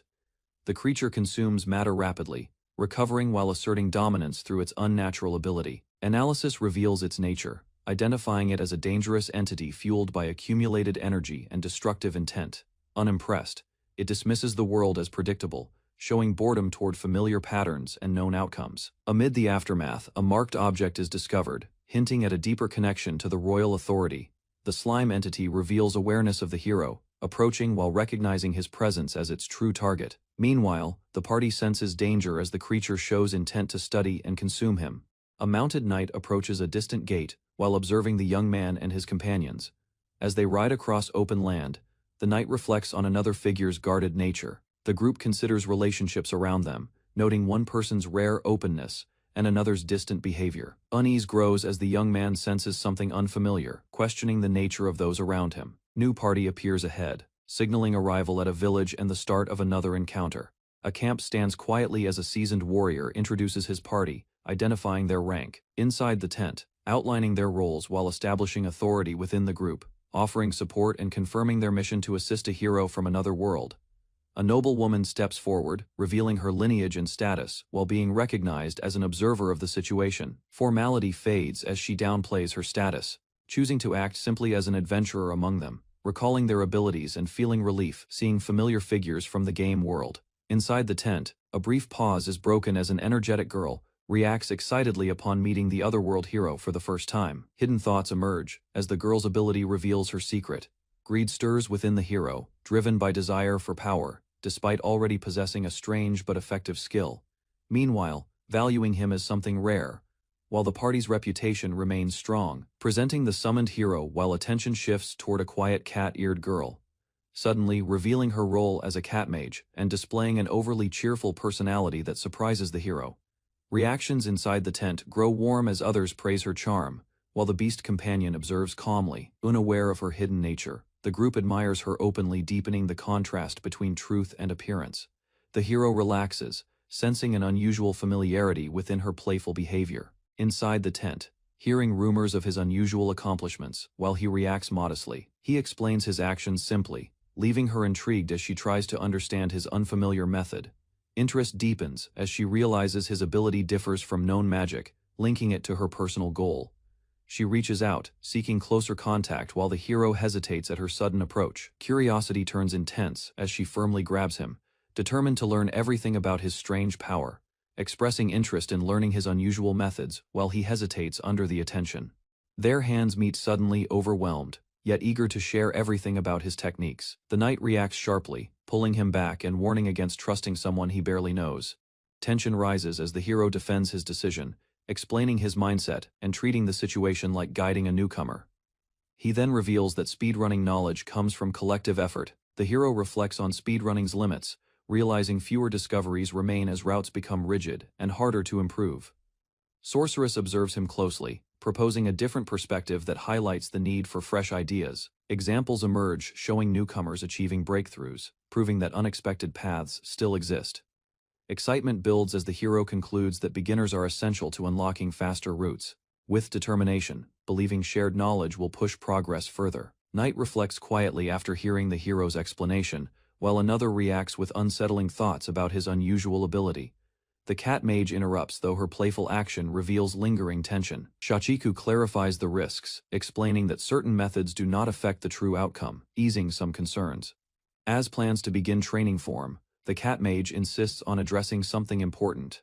First, preparing for the next step as attention shifts toward a marked location nearby. The group stands in silence as the cat mage lowers her gaze, signaling a shift to a more serious moment together, honoring those lost and acknowledging the weight of the place. Afterward, while others comment on his surprising adaptability to the world, without delay, he moves forward and outlines the next step, pushing the group toward immediate action. With resolve, he declares the start of rebuilding, treating the task like a timed challenge. The group stares in confusion as the hero raises an unusual tool, disrupting expectations. The guidebook described Falshilla Dungeon, where dense miasma revived defeated monsters after a day. Party rushed through the first underground floor and followed the planned route. Using game knowledge, the speedrunner prioritized gathering materials needed to rebuild the speedrun key while ignoring unnecessary drops. Ahead of them, a frog-like monster appeared, drawing the group's attention as they continued deeper. Soon, forcing an immediate battle before it could interfere with their objective. The party ignored the pursuing monster and continued forward while the speedrunner stayed focused on the fastest route. According to his knowledge, the target was the mini-boss, on the 5th floor. Soon, they reached the destination much faster than expected, surprising the others once again. At the center of the chamber, a massive stone golem appeared and blocked their path. Shichiku identified it as a beginner trap with extremely high defense and health. He struck the stone golem with a strange rod, instantly destroying the massive enemy in a single hit. As the subquest ended, the party reacted with surprise while admiring the effectiveness of the unusual weapon. Afterward, valuable materials and a rare flower dropped from the defeated monster. Using the rewards, he planned to collect more resources needed for reconstruction. The group learned the dungeon would eventually revive its monsters. The party returned to the 4th floor where the speedrunner prepared a frying pan for the next step. He explained that cooking before a major battle would be useful. Instead of making food, he repeatedly equipped and unequipped the frying pan to trigger a system glitch. Soon, The strange process succeeded and placed him in an unusual state. Taking advantage of the bug, he transformed ordinary gold coins into cookable items. Speedrunner cooked a pile of gold coins, leaving the party completely confused. Moments later, the process produced a hidden item with missing graphics. Recognizing it as a meal, he immediately ate the mysterious object, despite everyone's concern. The strange action triggered an unexpected effect, causing the others to freeze in disbelief. Without explaining further, he rushed back toward the 5th floor to test the result on the next objective. Back on the 5th floor, the stone golem had already revived, exactly as the speedrunner expected. After eating the mysterious meal, he gained an effect that advanced time for defeated monsters without changing the dungeon timer. Using that advantage, he repeatedly defeated the golem and collected its rewards. Meanwhile, the party struggled to understand his complicated speedrunning explanation. 16 minutes later, the repeated farming produced every rare material needed for reconstruction. With the materials secured, the speedrunner decided it was time to return to the village using Metabi travel. Following his instructions, Danya activated the item and opened a teleportation route. Moments later, the entire party arrived at Tadanka village in an instant. After unloading the collected materials, he prepared the next stage of the plan. Leaving the supplies behind, the group set their sights on the capital of Fulshela. Using Metabi travel, once again, the party launched toward the capital. At incredible speed, the teleportation route cut across the landscape and carried them directly to their destination. Near the city gate, a guard noticed something unusual falling from the sky. At the same time, Danya crashed into an invisible barrier and dropped to the ground. While the commotion unfolded outside, the rest of the group arrived at the Adventurers Guild in capital Fulshela. Group noticed that Danya and 2 others had failed to appear with them. Ignoring the issue for the moment, the speedrunner headed straight to the Gnome Group headquarters in New Town. There, he requested workers for a reconstruction project, but the guild chief immediately rejected the proposal. Proud of the guild's achievements, the gnomes insisted their craftsmen only handled important work. Meanwhile, waiting for a chance to continue negotiations, refusing to give up, the speedrunner asked what conditions were needed to earn the guild's approval. In response, the guild chief demanded rare materials that were difficult to obtain from nearby dungeons. Without hesitation, the speedrunner presented an adamantine flower and impressed the gnome leader. Next, he revealed dwarven dice, silver fluorite, and a dragon claw opal one after another. Seeing every requested item already prepared, the guild chief was left completely stunned. Convinced by the rare materials, the guild chief finally approved the request and agreed to send workers. With the construction team secured, the speedrunner immediately prepared to return to Tadanka village. Moments after arriving, the group discovered a large building frame already standing on the site. Shock spread among the party as the structure appeared far ahead of schedule. The speedrunner explained that transporting materials during travel automatically triggered construction progress. While the gnomes handled construction, the speedrunner prepared a farmer's hoe recovered from the village ruins. He repeatedly plowed the same area to exploit the game's mechanics and gain time watching from afar. The others felt relieved that his actions finally seemed less bizarre than before. Soon afterward, Danya and the missing members returned from dealing with goblins near the village. By then, the construction project had already advanced into an impressive structure. He announced that only the gnomes' work remained before the village could be restored. When doubts arose about the schedule, he revealed another mysterious item he had prepared in advance. Without hesitation, he consumed the strange object and activated its hidden effect. A brief delay followed, as countless new construction tasks loaded into the system. Moments later, the restoration was completed, and the rebuilt Tadanka village stood before the astonished party. As the final buildings appeared, the restored village was completed before the party's eyes. With the objective finished, the speedrunner proudly declared the end of the restoration run. A completion record confirmed that the entire project had been cleared in only 28 minutes. Nearby, the exhausted gnomes rested after pushing through the intense construction work. Satisfied with the result, the speedrunner celebrated a time that surpassed his original estimate. After completing the restoration, the speedrunner reviewed the run and credited luck, item drops, and efficient farming routes. Unable to hold back any longer, she became fascinated by the strange techniques and exploits he casually described. His unusual ideas left an even stronger impression on the captivated witch. Near the royal castle, Ada observed the area around Tadanka village and focused on a distant location.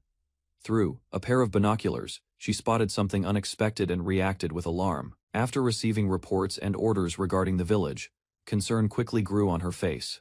Realization struck as she connected the situation to a certain individual and confirmed her suspicion. Meanwhile, in Tadanka village, the speedrunner calmly enjoyed a meal after helping another world. While eating in Tadanka village, the witch realized the speedrunner already knew her identity. Soon after, he noticed someone staring from behind, causing her to panic and avoid attention. Caught off guard, she froze as he accurately guessed her current problem. Before long, a large feast was prepared, filling the table with dishes from across the village. Surprise spread among the group when they learned the speedrunner had cooked everything himself. Although the meal looked normal, the group remained suspicious of the speedrunner's cooking. To settle their doubts, an elderly gnome tasted the food first and quickly became impressed by its flavor. Meanwhile, the speedrunner predicted the gnomes would not cause trouble. After trying the dishes themselves, the others confirmed there was nothing unusual about the food. Soon afterward, a carriage arrived as attention shifted toward an important visitor entering the village. A royal carriage arrived in Tadanka village, drawing the attention of everyone gathered nearby. Moments later, Ada stepped out and immediately caught the speedrunner's attention. Seeing the village's condition, she confirmed that the otherworld hero had truly completed his task. Meanwhile, Kira formally welcomed Ada while observing her unexpected visit with curiosity. Soon afterward, Ada greeted Kira warmly, leaving the others surprised by their familiar relationship. Ada inspected the newly built structures and learned that the villagers and gnomes had completed the work properly. She remained cautious because the reconstruction had progressed far faster than expected. After confirming the results herself, Ada expressed sincere gratitude to the otherworld hero for restoring the village. Soon afterward, she revealed that another person needed to witness the outcome.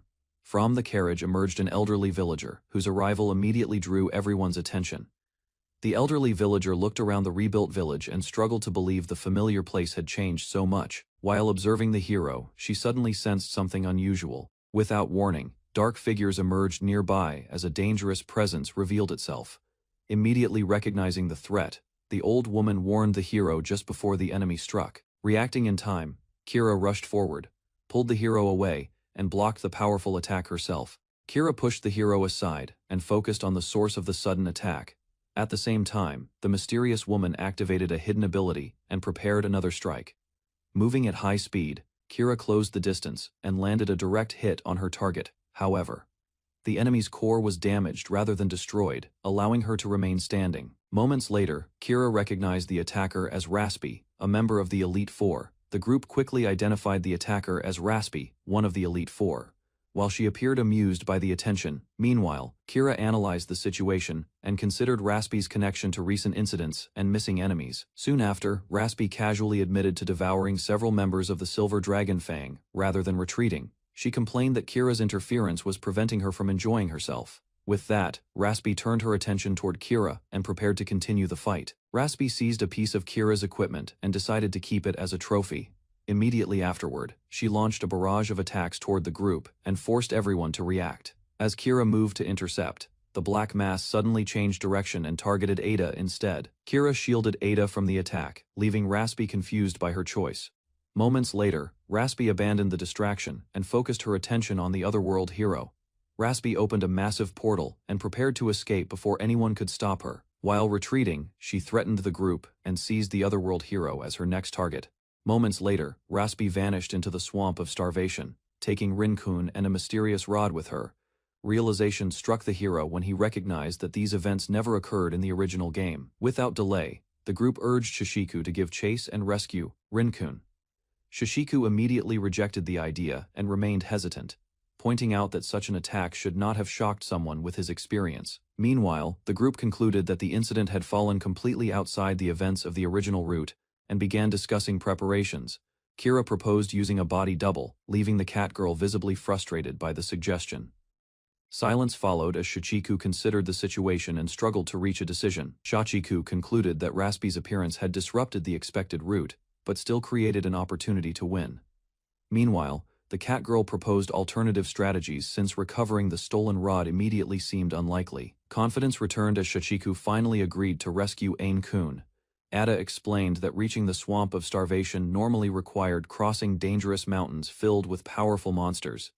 Shichiku revealed a shortcut through the underground world that would reach the swamp in minutes. Shachiku revealed his underground shortcut plan, leaving both the cat girl and Ada completely stunned by the absurd idea.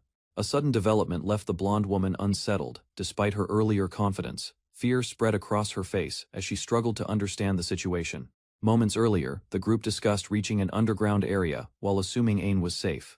Soon after, evidence revealed that Ain was actually the target, while the hostage served as a distraction. The truth became clear when two linked crystals were identified. Group learned the crystal had been prepared for emergencies, prompting them to act quickly. As they discussed the underground world, the blonde woman admitted it was the strangest event encountered so far. But the man explained that failure alone would trigger the feared disaster. He then outlined a plan to expose Ain-kun before a larger crisis could unfold, although the exact danger remained unclear. Everyone agreed there was no reason to delay any longer. The blonde woman regained her resolve and refused to let fear control her again. He enthusiastically treated the mission like a speedrun challenge. Without wasting time, he rushed toward the capital and led the others onward. Their destination proved to be the capital's slum entrance, known as the Rat's Den. Upon arrival, they discovered an underground district hidden beneath the slums and continued deeper into the darkness. The group entered the sewers, enduring the unpleasant environment as they moved forward. Only 3 minutes later, the man announced they had already reached their destination. Doubt spread among his companions since the route seemed unrelated to the swamp of starvation. He explained that mountains and monsters blocked the normal path, making travel extremely dangerous. Using knowledge of the underground world, he chose a hidden shortcut and prepared to climb a nearby wall. The man explained a strange wall clipping method and demonstrated the setup using a box. After positioning himself correctly, he performed the final movement and slipped through the wall. Shock spread across the group as he suddenly vanished to the other side. The cat-eared girl bravely followed and succeeded, leaving the blonde woman even more stunned. Faced with no alternative, the blonde woman struggled to gather her courage before attempting the unusual technique herself. Blonde woman entered a bizarre space filled with floating structures and invisible pathways. The man revealed that this hidden area existed beyond the game's normal world, still dizzy from the experience. She struggled to understand the explanation. A sudden misstep sent her falling, but the man quickly caught her before disaster struck. He then warned the group that gaps in the invisible floor could trap anyone in an endless fall. The warning about death left the two women frightened, but the man continued toward a shortcut ahead. A mistake caused one of them to lose balance and nearly fall. Realizing the danger was greater than expected, the man decided the group should move while holding hands. Linked together, they carefully crossed the hidden route through the strange underground world. Even then, the terrifying environment exceeded their expectations and kept everyone on edge. After several tense minutes, the group finally reached the next checkpoint. Their guide revealed a strange current hidden within the underground world and identified it as the fastest route forward.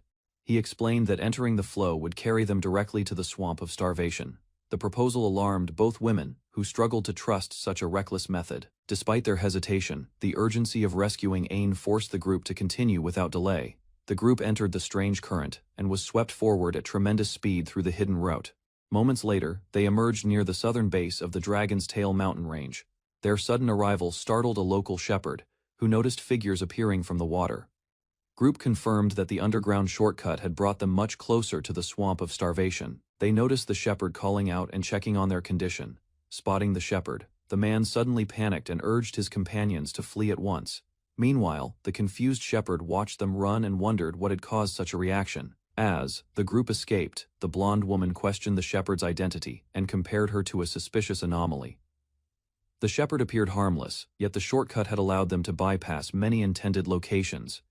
He concluded that interacting with her could trigger unexpected consequences. Confused by the explanation, the two women asked the man to describe the situation more clearly. He explained that strict hidden rules governed the world and that unusual actions could trigger serious problems. Breaking those rules too severely would cause the entire world to collapse. The warning left both women stunned by the scale of the danger. He casually returned to planning their route, leaving his companions horrified by his reckless attitude.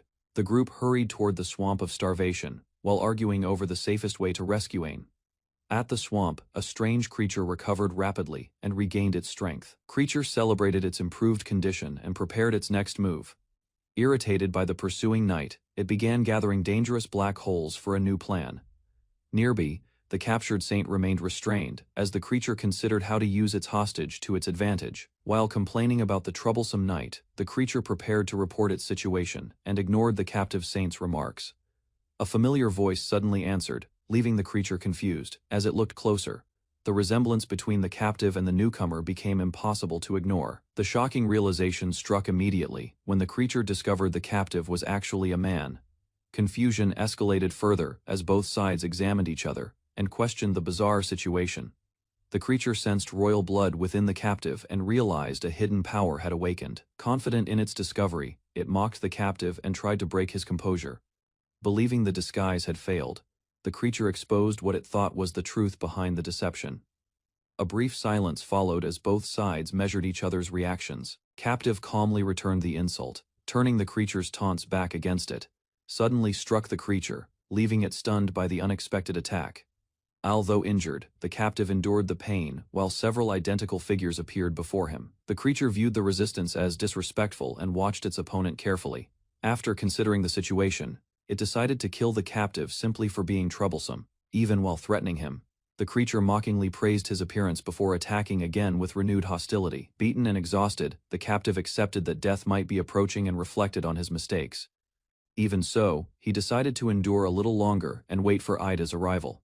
His thoughts drifted to someone who had always continued moving forward, despite hardship. Meanwhile, the creature noticed a sudden disturbance and turned toward the source. Moments later, the rescue party arrived at the hideout, finally confronting the enemy face to face. The creature was shocked when the rescue party appeared far sooner than expected, and struggled to understand the situation. Meanwhile, the captive realized their arrival had happened much faster than anticipated. Before entering the swamp of starvation, the speedrunner led his two companions through the rocky path while preparing for the next challenge. Along the way, he organized their understanding of Raspy and reviewed the dangers they might face during the battle. Based on his speedrun experience, Raspy was usually an easy opponent, but the current situation suggested that something had changed. Drawing from past knowledge, he explained Raspy's abilities, copied equipment, and unusual combat mechanics to help the group avoid mistakes. Suddenly, a new detail emerged. Raspy now possessed a strange rod, raising concerns that his destructive power had become far greater than expected. After learning about Raspy's new weapon, the speedrunner warned his companions to prepare for the worst possible outcome.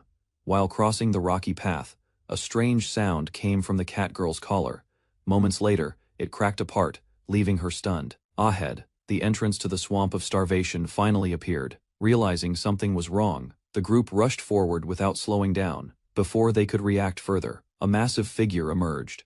Raspy stood before them, wielding the strange rod and radiating overwhelming power. Silence followed. Faced with the unexpected transformation, all three could only stare as the true threat revealed itself.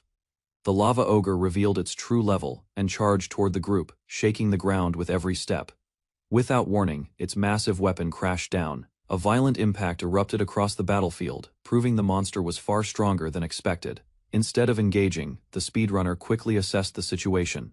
Reaching the swamp of starvation remained the priority, and defeating the ogre would only waste time. Remembering a hidden mechanic, he retrieved a large shield and positioned it opposite the swamp's entrance. With the shortcut prepared, the group moved closer to the deepest area, without entering the maze-like cave. By using the lava ogre's hammer strike, the group could be launched directly into the deepest part of the swamp of starvation. Although the plan sounded reckless, the ogre was already closing in. With no time left, everyone prepared to follow his instructions. Carefully watching the monster's movement, he counted the timing and positioned the great shield at the exact moment of impact. The shield redirected the attack, sending the entire group soaring through the air at tremendous speed. Launch worked perfectly, however, as they celebrated the successful shortcut, a new problem suddenly appeared ahead. As the group flew through the sky, the speedrunner explained that the area had not loaded fast enough. Moments later, the map fully loaded beneath them. Their flight ended, and the group began falling straight toward their destination. Rather than panicking, he relied on another game mechanic. The landing stopped their momentum, allowing them to survive the massive drop without injury. A loud eruption echoed nearby, as the shortcut brought them directly to the hidden settlement. Shock spread across the group. While they struggled to process the absurd route, the speedrunner calmly continued toward the next objective. The cat girl remained frozen in disbelief, still struggling to understand the absurd shortcut that had brought them there. Excited by the speedrunner's methods, she bombarded him with questions about how he had reached the area so quickly. Before she could get an answer, something struck her directly in the face. Ignoring the distraction, he headed toward the objective and decided to skip an upcoming event that would only waste valuable time, rubbing her injury. The cat girl complained about her treatment, but the speedrunner had already advanced to the next step of the route. While moving through the settlement, the group ignored a strange slime. A coin was tossed aside, making the creature appear harmless. Suddenly, the slime rushed forward and spread countless tendrils across the area. The knight stepped in first, cutting through the approaching tendrils and creating space for the others to move safely. Instead of retreating, the slime focused its attention on the cat girl and approached her with unusual excitement. Annoyance quickly turned into action. Without hesitation, the cat girl struck back with a powerful punch, sending the slime flying away. Still irritated by the slime's behavior, the cat girl demanded that the speedrunner get rid of it immediately. He calmly agreed without hesitation, rather than backing down. The slime armed itself with the strange wooden rod and charged straight at him, eager to test its new strength. A single counter sent the slime crashing into the rocky wall, scattering debris across the area. Instead of feeling fear, the slime became even more excited.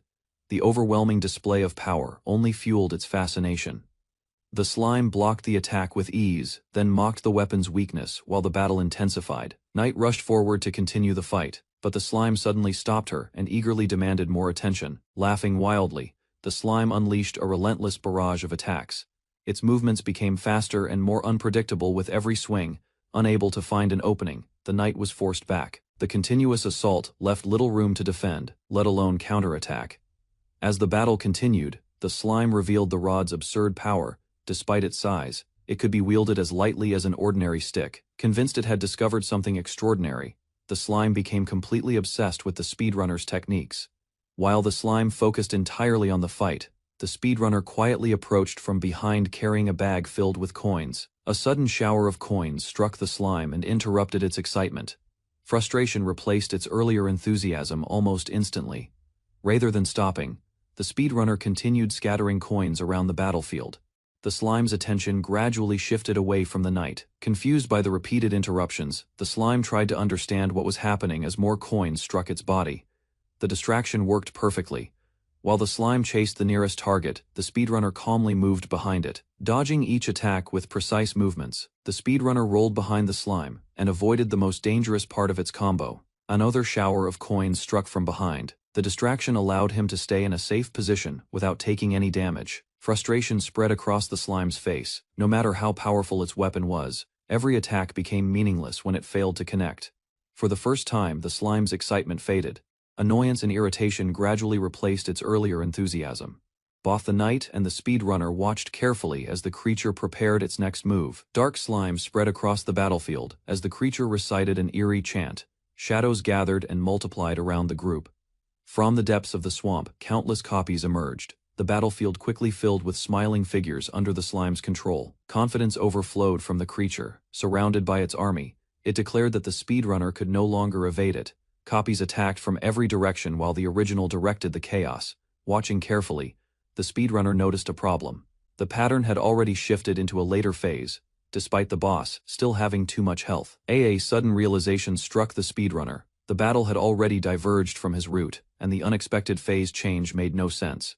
While searching for an explanation, he considered a disturbing possibility. An unknown bug might be affecting the encounter. Meanwhile, the knight cut through the surrounding copies and pushed forward, refusing to let the growing swarm overwhelm the party. Instead of disappearing after being struck, the fragments of slime remained active. Pieces scattered across the battlefield and continued moving on their own. Surrounded from every side, she found herself trapped by a threat that should not have existed. The slime revealed the truth behind the anomaly. By feeding on the surrounding darkness, it had multiplied far beyond its original form. Copies flooded the battlefield and attacked in unison. Every direction became a source of danger as the swarm closed in on the party. Desperation spread among the group. The cat girl realized their attacks were no longer effective. While the speedrunner could not rely on his usual tactics, seeing no path to victory, the knight ordered a retreat. The situation had become too overwhelming to handle directly. After a brief silence, the speedrunner remembered one final option. Reluctantly, he prepared to use his last resort. After deciding on his final strategy, the speedrunner gave the knight a simple instruction. No matter what happened, she had to keep attacking Raspy. Without explaining further, he activated a powerful skill. The knight immediately charged into the swarm and began cutting through the copies. Although Raspy mocked the effort, the knight continued striking relentlessly. Each attack chipped away at the enemy despite its confidence. Watching from afar, Raspy noticed something unusual. The speedrunner's actions suggested a hidden plan was already in motion. Realizing the hero was the true threat, Raspy changed priorities. The swarm abandoned the knight and rushed toward the speedrunner instead. As the swarm closed in, one of the slime copies suddenly grabbed the speedrunner's leg. The trap had finally worked. Delight spread across Raspi's face, believing victory was certain. The creature opened a strange portal and prepared to claim its target. Without hesitation, Raspi activated the skill. The battlefield seemed to freeze as the portal expanded before the speedrunner. Confidence overflowed from the creature. Every copy watched eagerly, expecting the hero to be consumed by the attack. Meanwhile, the knight and cat girl stared in alarm, surrounded by enemies. They could only watch as the crucial moment unfolded. The moment the portal activated, confusion spread across the battlefield. Even Raspi could not understand why everything had suddenly stopped moving. Unlike the others, the speedrunner remained calm. After a brief observation, he realized the strange phenomenon was connected to a speedrunning exploit. Although trapped within the effect, Raspi discovered it could still move slightly. The creature immediately began testing its limits. Carefully studying the situation, Raspi searched for a way to regain control. Its confidence slowly returned as it adjusted to the abnormal state. Everyone needed to escape the technique's range before the situation changed again. As the strange technique continued, Raspi suddenly noticed its body sinking into the ground. The creature finally realized something was seriously wrong. Panic replaced its earlier confidence. Unable to move properly, Raspi struggled as parts of its body slipped through the terrain. Meanwhile, the cat girl recognized the situation from the speedrunner's explanation. The long-prepared plan was finally taking effect. Using the rod's special effect, the speedrunner had triggered a hidden bug. Excessive calculations overloaded the game's systems and disrupted the boss fight. While the others tried to understand the phenomenon, he calmly compared it to workers being overwhelmed by impossible tasks, causing the entire world to lag. To explain the situation, Shichiku compared the world to a system processing countless tasks at once. According to Shichiku, the duplicated rods forced the world to handle far more calculations than it was designed for, resulting in severe lag. While the system struggled to recover, he warned his companions to stay still. Any unnecessary movement could make the instability even worse. The cat girl questioned what would happen if they moved anyway. Shichiku explained that additional actions would further increase the system's workload. As his explanation ended, Shichiku revealed the real danger. If the overload continued, the world itself might fail to function properly. Trying to simplify the explanation, Shichiku described how the world constantly checked whether objects should collide or pass through one another. Using a simple example, he explained collision detection and how speedrunners could bypass it by exploiting certain animations and movements. The knight quickly understood the danger. If collision detection failed because of the lag, normal physical rules would stop working. At that moment, Raspi experienced the consequences firsthand. Its body continued sinking through the terrain as the overloaded system failed to keep up. Realizing it was falling into an unknown state, the creature desperately demanded an explanation from Shichiku. Raspi's ability to copy equipment and endlessly duplicate itself had overloaded the world's systems. Pointing at the strange rod, he noted that even a bug-created item had limits. The problem came from abusing those limits far beyond what the world could handle. With complete indifference, Shichiku delivered a final warning. Exploiting glitches always carried risks, and Raspi had ignored them. Moments later, the overloaded world rejected the creature. Raspi's body slipped completely out of the battlefield and vanished into the void below. Along with countless copies, Raspi tumbled through a broken space as the consequences of its own actions finally caught up to it. Inside a hidden chamber, beneath a cliff, a quiet shrine stood as dark particles slowly faded from the air. After the battle ended, the protagonist approached the dropped item, proving the third Elite Four member had been defeated. Meanwhile, the game system recognized Raspi's defeat, causing the surrounding lag to disappear completely. Nearby, the injured group began to move again. Unfortunately, the wound left by an Elite Four monster was too severe for ordinary recovery magic, leaving one companion in critical condition. Without hesitation, a giant creature descended from above and rushed toward them, drawing everyone's attention as a new crisis emerged. A strange creature suddenly arrived carrying a young girl, who hurried toward the group after noticing the injured companions. Shock spread across the party as they recognized her. At the same time, the protagonist realized the story had progressed beyond the point where Raspi was defeated. Without wasting time, the girl led everyone to a nearby spring and urged them to place the wounded woman in the water. According to local legend, the spring possessed a miraculous power capable of curing any illness or injury. Moments later, the severe wound gradually disappeared. Relief filled the group as the unconscious woman recovered before their eyes. The injured woman slowly regained consciousness.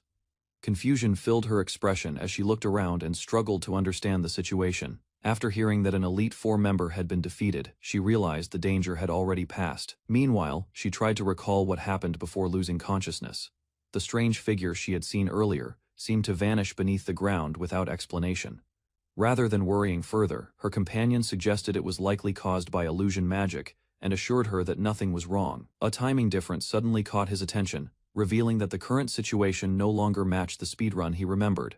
While reviewing the recent events, he considered whether the copied strange rod had unintentionally created a faster route by removing the lag. Careful analysis suggested that the discovery could completely change established speedrun strategies. Thoughts of returning home quickly strengthened his determination. At the same time, he imagined sharing the breakthrough with fellow speedrunners in his original world. Soon after, the group arrived at Ascli village, where the locals welcomed the rare visitors with curiosity and warmth. To help them recover, the villagers served a traditional herbal tea. Although the unusual scent surprised some of the party, they accepted the hospitality and rested. After recovering, the princess listened, as the village girl explained that everyone had been worried when she suddenly disappeared. Meanwhile, Shichiku and his companions learned more about Ascli village, a remote settlement that had preserved its unique traditions for generations. Concerned about attracting attention, the princess suggested keeping her identity hidden to avoid unnecessary trouble near the border, rather than sending them away. The villagers warmly welcomed the travelers. Seeing their kindness, Shichiku's group considered staying for a short rest. Even so, questions remained about the dangers nearby. Before long, the conversation shifted toward the monsters roaming the surrounding region. While discussing the village's traditions, the group learned that Tobari tea helped keep monsters away. Even so, the village chief explained that monster attacks still occurred from time to time. An old story about past sacrifices left the visitors visibly shocked. Meanwhile, Shichiku became interested in the Tobari herb. Its ability to reduce encounters reminded him of useful strategies from glitchless speedruns. Unfortunately, the herb was no longer available. According to the chief, scholars had taken the remaining supply many years earlier. Just then, the village girl excitedly announced that she had something special to show the guests. Later that night, the group was brought to a large hot spring. Curious expressions spread among the visitors as they tried to understand its significance. With great excitement, the village girl revealed that the spring had begun flowing again after being dry for a long time. Gratitude filled her face as she credited Shichiku's group for restoring both the spring and a sick sheep named Mary. Meanwhile, Shichiku realized the event was actually a hidden subquest connected to the Laspi storyline. Recognizing the opportunity, he quickly explained how completing the subquest advanced the main route, while also unlocking additional dialogue and story progression. After explaining the restored spring, the village girl happily invited everyone to enjoy the hot spring as a reward for their efforts. Later that evening, Shichiku relaxed in the bath alongside the recovered princess. To his surprise, the princess revealed that even an old injury had been healed by the spring. The experience convinced her that its restorative power was extraordinary. As the conversation continued, she reflected on Shichiku's actions and realized he rarely received recognition despite helping others repeatedly. Before the moment ended, the princess encouraged him to keep taking bold risks whenever the situation demanded it. While resting in the hot spring, the princess questioned Shichiku about the decision to hide his true identity during the battle with Laspi. Rather than defending himself, Shichiku admitted that his choice had been reckless. Even so, protecting Ada remained his highest priority. After hearing his explanation, the princess expressed gratitude for being saved, though she made it clear that she still disagreed with his actions. Soon afterward, her criticism grew much sharper as she pointed out the dangers his decision had created for everyone involved. Faced with the relentless lecture, Shichiku found himself completely unable to argue back. As the conversation faded, an awkward silence settled over the hot spring. The princess appeared lost in thought while Shichiku quietly waited for her response. Looking around the bath, she became curious about how different it was from the facilities she knew in the capital. Remembering his exploits, she asked about the glitches that allowed impossible shortcuts. With a playful smile, she wondered whether those methods could be used for less honorable purposes. Shichiku immediately rejected the idea. Rather than accepting his answer, the princess teased him further. The discussion ended with her encouraging him to be more honest with himself. While relaxing in the hot spring, the princess suddenly approached Shichiku and tried to bring up a personal concern that had been bothering her. Nearby, Kira reflected on how dramatically events had changed since Shichiku's arrival. Without much warning, Ada asked a direct question about Kira's feelings toward Shichiku. After some hesitation, Kira admitted that she admired him. At the same time, she felt frustrated whenever other women grew close to him. Listening carefully, Ada noticed a clear difference in Kira's attitude. The feelings she showed toward Shachiko seemed deeper than ordinary admiration. As the discussion continued, Kira admitted that her feelings seemed similar to Ada's, as though Shachiko was slowly becoming more important to her.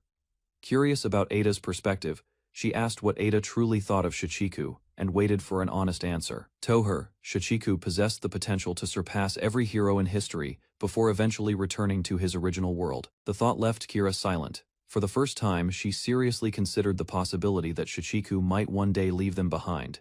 Kira quietly found herself thinking about both Ada and Shachiko long after the conversation ended. Left alone with her thoughts, Kira recalled Shachiko's determination, his reckless speedrunning mindset, and the promises that constantly drove him forward. One memory after another surfaced in her mind. The more she reflected on his actions, the harder it became to ignore her growing feelings. Realization finally struck. Embarrassed by her own conclusion, Kira hurriedly denied the implication when Ada tried to reassure her. Elsewhere, the village girl continued cleaning the hot spring area, and noticed a strange object lodged inside a water channel. Curiosity quickly took over. As she pulled at the obstruction, something hidden deep within the mechanism suddenly began to move. While inspecting the restored spring, the village girl discovered a strange slime-like creature emerging from the flowing water. A strange slime suddenly appeared before the group, drawing everyone's attention with its unusual expression and presence. Confusion spread among the party as they tried to understand what the creature was and why it had shown up. Meanwhile, the slime grew irritated and pointed out that the situation matched a known game event, suggesting something had gone wrong. Without hesitation, one member proposed eliminating the slime before it could become a threat, leaving the creature shocked. Rather than trusting it, the group treated the slime as a harmless bug and decided it was safer to destroy it while it remained powerless. The heroes debated how to deal with the slime, weighing different methods to ensure it could not escape or cause trouble later. A nearby village girl stepped forward and shared her dislike of slimes, making the creature's situation even worse. Seeing no way out, the slime desperately tried to reveal valuable information about hidden weaknesses and powerful enemies in the world. Before it could finish explaining, a cat-eared mage launched a powerful fire spell and engulfed the slime in flames. Moments later, the smoke cleared, and the slime remained completely unharmed, leaving the attackers stunned by the unexpected result. The knight slammed a heavy door onto the slime, but its body simply absorbed the impact without suffering any damage. Relief quickly turned into smug confidence as the slime realized the attacks were completely ineffective against it. A sinister grin spread across its face. Having recovered strength from the hot spring, the slime prepared to take control of the situation. Moments later, it transformed into a humanoid form and boldly declared its intention to devour everyone present. Instead of advancing, the transformed slime suddenly noticed something was wrong.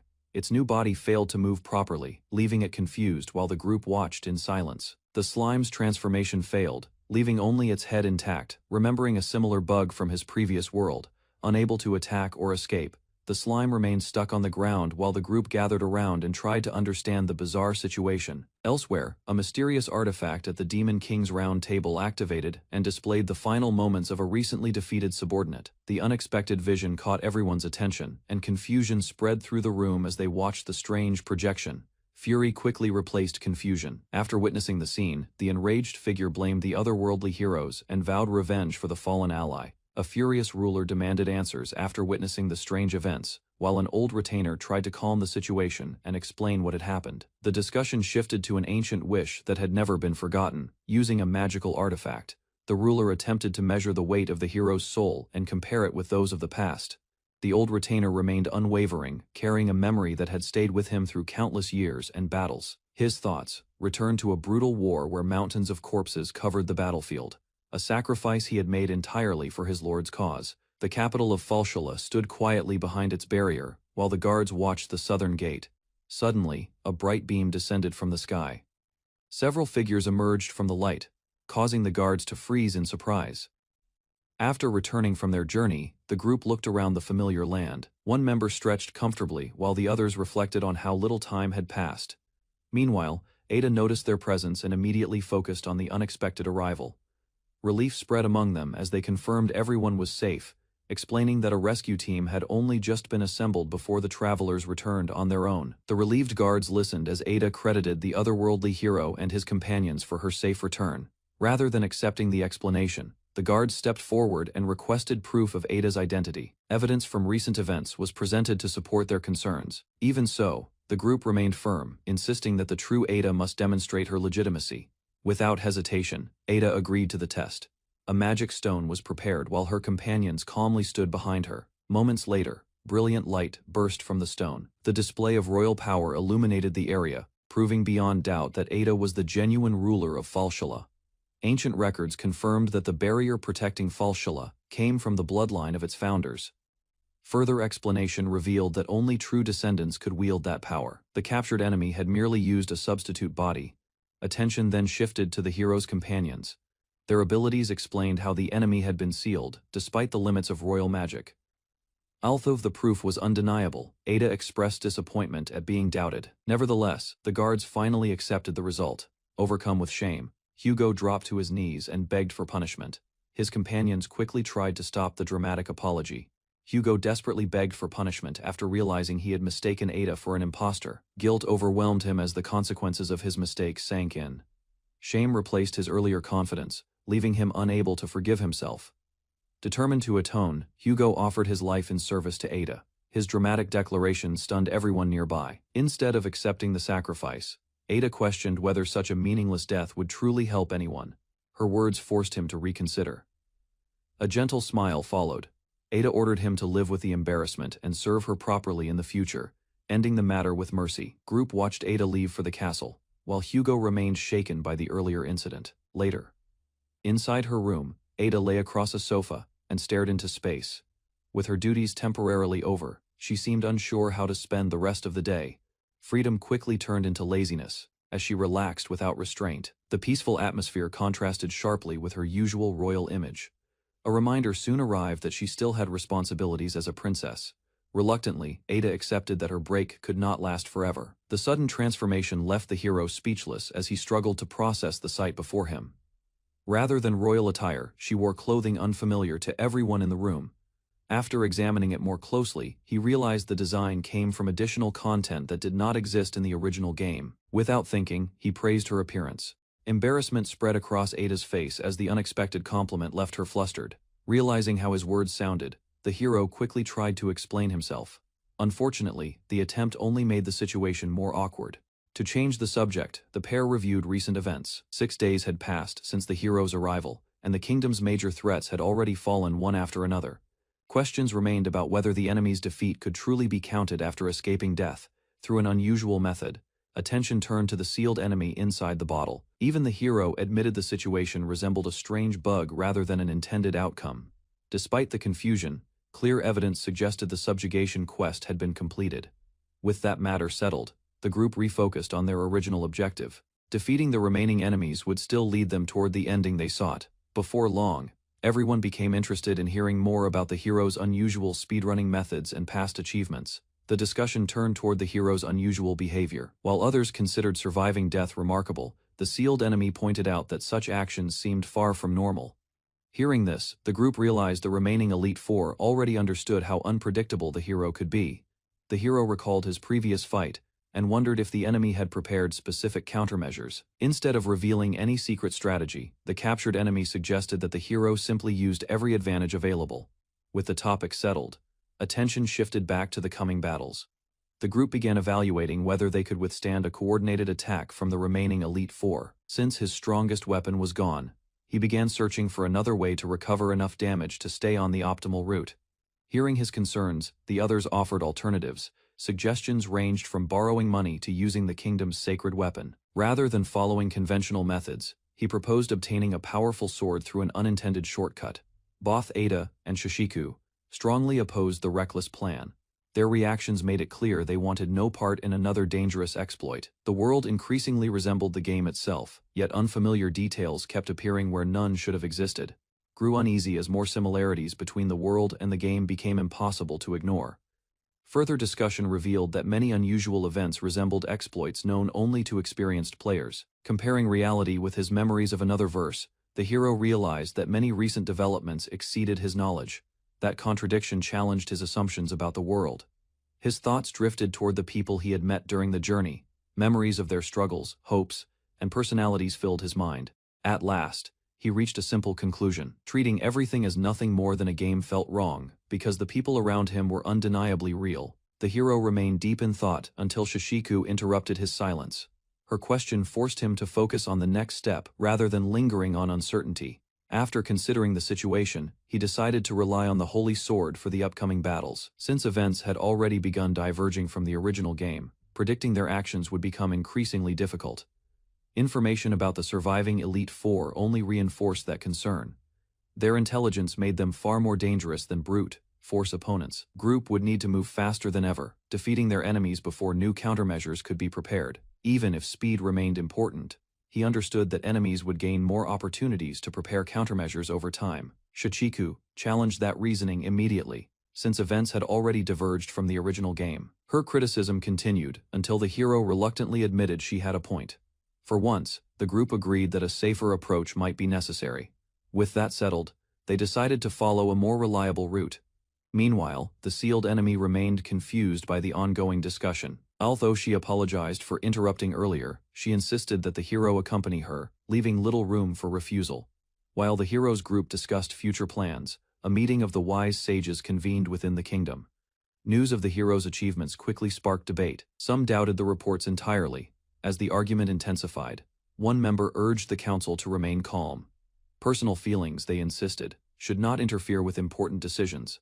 The discussion soon returned to the kingdom's true priority. Protecting the nation and its people remained their primary responsibility. Their resolve was strengthened by memories of a devastating tragedy from years ago.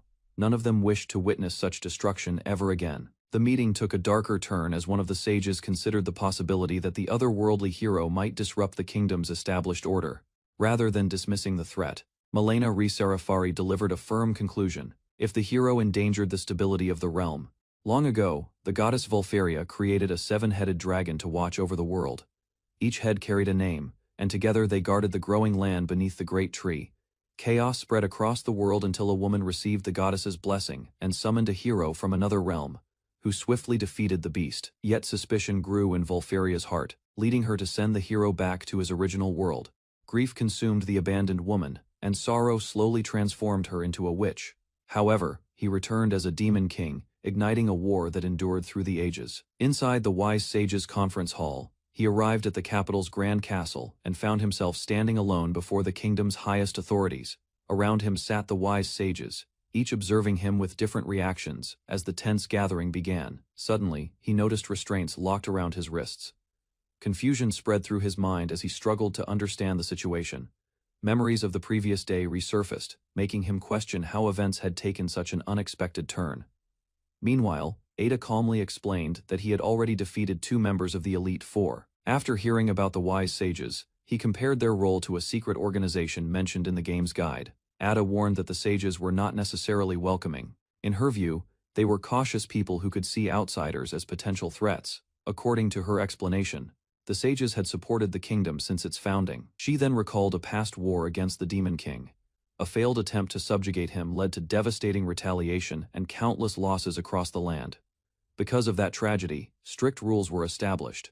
As a result, adventurers who defeated powerful demons were often sent away rather than celebrated. While discussing the kingdom's strongest warriors, the group explained that even famous adventurers had failed to match the Elite Four's power. Hearing that, he connected the information to the game's lore and wondered why previous heroes had never challenged the Demon King. A new question followed, as he considered whether eliminating both the Demon King and the Elite Four could solve the kingdom's problems. Instead of agreement, he received an unexpected answer that labeled him an abnormal hero. From their perspective, his strange methods, impossible tactics, and unpredictable actions made him just as dangerous as the threats they feared. After hearing the sage's judgment, he struggled to accept their reasoning. A brief silence filled the room as both sides considered the situation. Moments later, one of the sages admitted that Shishiku was not a bad person. That opinion eased some of the tension surrounding him. Rather than treating him as a criminal, they decided he should properly meet the kingdom's leaders. Unexpectedly, Ain celebrated the news and praised him for making a friend. Her cheerful reaction caught everyone off guard. As he entered, memories of the game resurfaced when he recognized the place as the Great Hall. Before entering the meeting, Ain quietly warned him not to reveal that the Demon King had already been defeated. Soon afterward, a formal ceremony began inside the Grand Hall. Ancient titles honoring the 7 dragon houses echoed throughout the chamber. Across the room, the 6 wise sages observed him from their seats, as guardians of the kingdom's traditions. One influential leader examined him with curiosity while attendants stood nearby. His appearance failed to match the heroic image many had expected. Moments later, another noble openly mocked his size and presence. Despite the ridicule, he remained calm as the gathering continued. As the discussion continued, several sages argued over how the otherworldly hero should be judged. Standing before the powerful figures, he felt as though he had walked into a high-pressure interview. Meanwhile, a small companion remained hidden far from the meeting. Eventually, the formal introductions began. The idle conversations faded as another influential sage stepped forward to address the gathering. From the side, Ada quietly watched the proceedings. Her attention drifted toward a memory that seemed connected to the hero's arrival. At that moment, he recalled a mysterious figure from Ada and Kira's childhood story. The resemblance felt too strong to be a coincidence. While studying the sages, he recognized a few names connected to Ada and Kira's past, though several faces remained unfamiliar. Soon the wise sages turned their attention toward the otherworldly hero and prepared to verify an important claim. Their first question focused on whether he had truly subdued Arachne and Laspi. To support his answer, he presented the items obtained from the encounter, causing quiet reactions among the audience. With the evidence accepted, the sages moved to the next matter and asked how he had achieved such an impossible victory. The sages doubted that someone could defeat an Elite Four member so quickly, drawing on his knowledge of Kira's abilities. One elder argued that such a feat should have been impossible. After only 7 days in the world, his growth already exceeded all expectations. Asked to explain his success, he received help from his companions, who found the question difficult to answer. As the details emerged, the sages became increasingly confused. His weak equipment and low level failed to match his achievements. Eventually, one elder reached a conclusion. The hero must possess a unique gift granted by the goddess. When the sages tried to identify his special skill, an unreadable string of symbols appeared. Even the hero could not understand what was written. Suspicion quickly spread through the hall. Some members began questioning whether the mysterious ability connected him to the Demon King. The accusations felt increasingly unreasonable, despite the evidence he had already provided. Ignoring objections, one elder pushed for a harsher investigation and prepared to enforce the kingdom's laws. Before matters could escalate further, the restraints suddenly broke apart. At the same time, a sacred object emitted a bright light, drawing everyone's attention. Bound individuals would be tested, and any lie spoken during questioning would darken the sacred fire. Before the trial could continue, Ada stepped forward. She reminded everyone that the hero had saved her life. In response, one elder presented the hero's strange actions as evidence against him. His behavior after arriving in the world seemed impossible to explain. Those stories only deepened the sages' doubts. To them, his claims sounded far too extraordinary to be believed. Meanwhile, the hero realized his greatest problem. Without proof of his speedrunning knowledge, every achievement appeared unbelievable. As accusations continued, Ain defended the hero and pointed out that he had already provided proof of defeating powerful enemies. Others joined the discussion, arguing that although the hero remained mysterious, there was no evidence linking him to the Demon King. One sage mocked the debate and jokingly suggested turning the hero into a spy instead of treating him as a suspect. A sage explained that the Demon King emerged during a recurring era known as the War Season. At the same time, the alignment of the stars allowed a hero from another world to be summoned to oppose that threat. The sages explained that only an otherworldly hero could defeat the Demon King. With another war season approaching, the kingdom faced an uncertain future. Even so, complete trust remained impossible. Handing the world's fate to someone they barely knew felt too dangerous. Despite their concerns, the sages expressed a desire to believe in him. The meeting gradually shifted from accusation toward cooperation. They asked him to reveal everything that had happened since arriving in this world 6 days earlier. As the divine flame continued to burn, he remembered Ain's warning and carefully avoided mentioning that the Demon King had already been defeated. Just as the questioning seemed settled, a new presence appeared above the gathering. The sudden arrival immediately drew everyone's attention. The meeting took an unexpected turn with the arrival of King Falshella, the 107th, ruler of the Trueli Kingdom. Before the throne, the bound speedrunner was brought before the king, while several nobles in attendance watched the meeting unfold. Confusion crossed his face as he looked up at the ruler, uncertain why he had been arrested. Meanwhile, a stern official defended the decision and claimed authority to restrain him. The king calmly questioned the action and ordered an immediate release. Without warning, the restraints shattered apart.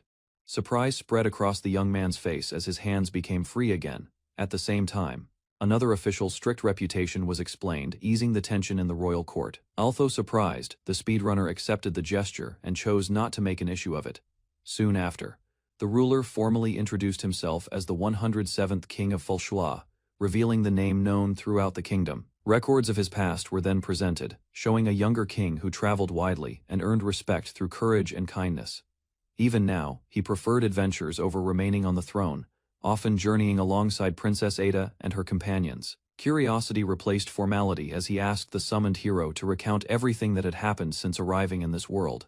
While explaining his journey, the speedrunner recalled being chased after repeatedly breaking the game's intended progression. As the story continued, he described entering the cathedral and advancing without obtaining the sacred sword expected of every hero. Excitement immediately appeared on the king's face. The unusual tale sounded far more incredible than the rumors he had already heard. Around the hall, nobles and attendants reacted with stunned expressions, struggling to believe what had just been revealed. Rather than dismissing the account, the king compared it to legendary magic and became even more eager to hear the rest of the hero's exploits. The king's curiosity finally won out. Eager to witness the strange technique himself, he asked the speedrunner for a demonstration. Although several attendants appeared concerned, the request was quickly approved. Everyone understood the king would not be satisfied without seeing it firsthand. Moments later, the speedrunner began testing the method. His unusual movements drew confused looks from the gathered audience. Using careful positioning, he launched himself toward the wall in a way that seemed completely unreasonable. Shock spread through the hall when he passed straight through the barrier. While the nobles struggled to process what happened, the king watched in amazement. The demonstration left the entire hall confused, unable to detect any magic. The spectators struggled to understand where the hero had disappeared. A moment later, he calmly returned through the doorway and explained that he had simply gone outside rather than passing back through the wall. Laughter and amazement spread across the room as the king openly enjoyed the strange technique he had just witnessed. His unusual abilities were praised alongside the many threats he had already overcome. Finally, the king acknowledged that the hero's actions had repeatedly benefited the kingdom, even when they defied the world's rules and common sense. As the discussion turned to war, several officials argued that the kingdom should use the opportunity to reorganize its forces and strike the Demon King. Rather than treating the hero as a threat, the king expressed his trust in Shishiku and wished to support him however possible. Not everyone agreed. Although the hero's achievements were undeniable, doubts remained about his true nature and intentions. Even the most skeptical voices admitted one fact could not be ignored: the hero had repeatedly protected the kingdom from disaster. With the king's approval, support for Shichiku steadily grew throughout the royal court. After hearing the court's decision, Shichiku felt relieved. With the misunderstanding resolved, he could continue his journey without constantly worrying about suspicion. The king then expressed sincere gratitude, acknowledging that the hero's actions had brought great benefits to the kingdom. Attention soon shifted to Danya. While generally dependable, she was known for occasionally acting in unpredictable ways. Before departing, the king quietly requested that someone keep a close watch on her behavior. Later, alone in the throne room, he reflected on Shishiku's arrival and the extraordinary circumstances surrounding the hero's summoning. Once the audience ended, the king remained alone and examined an old prophecy. The possibility of a hero from another world brought both hope and concern. Dark markings suddenly appeared on his hand, hiding the ominous sign. He endured the pain in silence and kept the secret to himself. After the strange reaction subsided, he relaxed in his throne and regained his composure. Elsewhere, Princess Ada reflected on the meeting and offered a light-hearted apology for earlier events. Meanwhile, the hero's companions discussed how dangerous the assembly had been, relieved that suspicion had faded before anyone was branded a traitor. Shichiku wondered why he could not openly reveal that he had defeated the Demon King despite the kingdom already knowing of his achievements. Rather than answering directly, the others explained that the matter involved political concerns and the interests of the royal family. Although the Demon King had fallen, the source that empowered the demons remained active, meaning the threat was far from over. At the same time, influential nobles continued to hold significant power, making internal stability a serious concern. Realizing the situation was more complicated than expected, Shichiku accepted that winning support within the kingdom was just as important as defeating enemies. The conversation took a darker turn when the group revealed that a traitor might be hiding among the kingdom's most trusted sages. Suspicion spread across the room as several influential figures became possible targets of the investigation. Evidence suggested that confidential information regarding national defenses and military secrets had been leaking for some time. Although some culprits had been discovered, the true mastermind always remained hidden behind layers of deception and influence. Gradually, Shichiku realized that the hostility directed toward him earlier may have been manipulated by the traitor. As the investigation continued, Shichiku learned that the Council of Sages barely existed in the original game. Several incidents were reviewed, revealing that key figures had acted differently than expected. Attention soon returned to the hidden spy. Identifying the infiltrator could provide a path toward uncovering the remaining members of the Elite Four. Since the spy remained active after the Demon King's defeat, the group suspected a deeper connection between the conspirators and the enemy forces. Shichiku proposed using the Flame of Tesset to expose the culprit, though the others immediately questioned how such a plan could work. The group explained that the Flame of Tesset was a sacred relic capable of exposing lies, but obtaining permission to use it would be difficult. Further discussion revealed that convincing the council would be nearly impossible. Instead of following the proper process, Shichiku proposed a far more direct solution: stealing the relic himself. His suggestion stunned the others. While they considered the relic an untouchable treasure, he viewed it as another item from the game, drawing on his knowledge of hidden routes and event conditions. Shichiku confidently outlined a plan to reach the Flame of Tesset. Confident in his plan, Shichiku claimed he could borrow the Flame of Tesset, expose the traitor. The proposal immediately drew criticism. While the others worried about the consequences, he remained focused on the chance to perform another speedrun. To discourage him, the group described Tesset's heavily guarded estate, a place protected by traps, soldiers, and strict security. Rather than backing down, Shichiku revealed that he already knew a legitimate game mechanic that could bypass the defenses. Before anyone could react, he demonstrated the technique on the spot, leaving the room stunned and uncertain about what he had just done. After revealing the special item, Shichiku confidently activated its hidden function and transformed into the female protagonist from the game. Shichiku suddenly appeared before the group, causing everyone to freeze in surprise. Her new appearance drew immediate attention across the room. Meanwhile, Kira became emotional after seeing the change. Confusion spread as the unusual transformation raised questions about its purpose. Across from her, the hero examined Shichiku carefully. A serious expression suggested uncertainty about what had just happened. Soon after, Shichiku explained that the game's wardrobe feature allowed characters to freely alter their appearance and gender. With the mystery solved, the group concluded that only the hero's soul had moved between bodies. The group questioned whether Shichiku's transformation offered any real advantage. An unexpected suggestion followed, leaving everyone stunned. Embarrassment spread across the room as the idea sounded far more suspicious than practical. After gathering his thoughts, Shichiku began explaining the situation. The others listened carefully, sensing there was a specific reason behind the strange proposal. Soon, he revealed that the fastest route was simply to keep the operation moving without delays. A clear objective finally emerged. Later, the group visited Sir Tesset's mansion and met Kira. To their surprise, the resolution pointed directly at her, leaving everyone momentarily speechless. The group arrived before Sir Tesset, presenting the otherworld hero as part of their request. After a brief pause, Sir Tesset accepted and invited them into a private drawing room. While following their host through the mansion, Shichiku suddenly stopped. An uneasy feeling crossed his face as discomfort quickly grew. Moments later, the cause became clear. Something eaten in the dungeon had upset his stomach, forcing him to rush away unexpectedly. As Shichiku hurried off, Kira guided him toward the restroom, left behind. Sir Tesset admitted he still could not understand the mysterious hero at all. After reaching the mansion, the group settled on a plan to approach Sir Tesset directly. Confidence spread through the group as they considered using her familiarity with the mansion. Further analysis revealed another advantage. By keeping Tesset occupied, she could create a valuable opening for the others to investigate his activities. Despite agreeing with the strategy, she felt uneasy about exploiting someone's trust. Even so, the mission remained her priority. Meanwhile, Shichiku compared the operation to a speedrun. Unpredictable actions, he believed, were the key to outsmarting an opponent. After hearing the plan, the knight asked how much time Shichiku needed. His calm answer immediately caught everyone's attention. Without hesitation, Shichiku requested only 5 minutes. The moment approval was given, he and Kira rushed into action. While moving through the mansion, Shichiku explained that the route relied on game knowledge rather than dangerous exploits. Soon, they reached the first obstacle. Remembering the correct sequence from the game, Shichiku carefully activated the dragon heads one by one. As the mechanism responded, strange noises echoed through the hall. Kira froze in surprise, while Shichiku remained focused on the route ahead. Beyond the puzzle door, Shichiku revealed a hidden underground route, guarded by numerous golem soldiers. Meanwhile, Kira realized how far Sir Tesset traveled just to reach the mysterious flame. the discovery made the treasure room seem even more important. After descending deeper, Shichiku checked their progress and compared the area to a game nearing completion. Soon, they spotted patrol golems moving through the passage. Both quickly hid behind cover and observed their movements. Rather than rushing ahead, Shichiku waited for the perfect opening. Once a gap appeared, the pair slipped past the guards unnoticed. Reaching a more dangerous section, Shichiku equipped Dananya with special stealth gear. While reviewing the equipment's effects, they discovered unusual rules tied to stealth.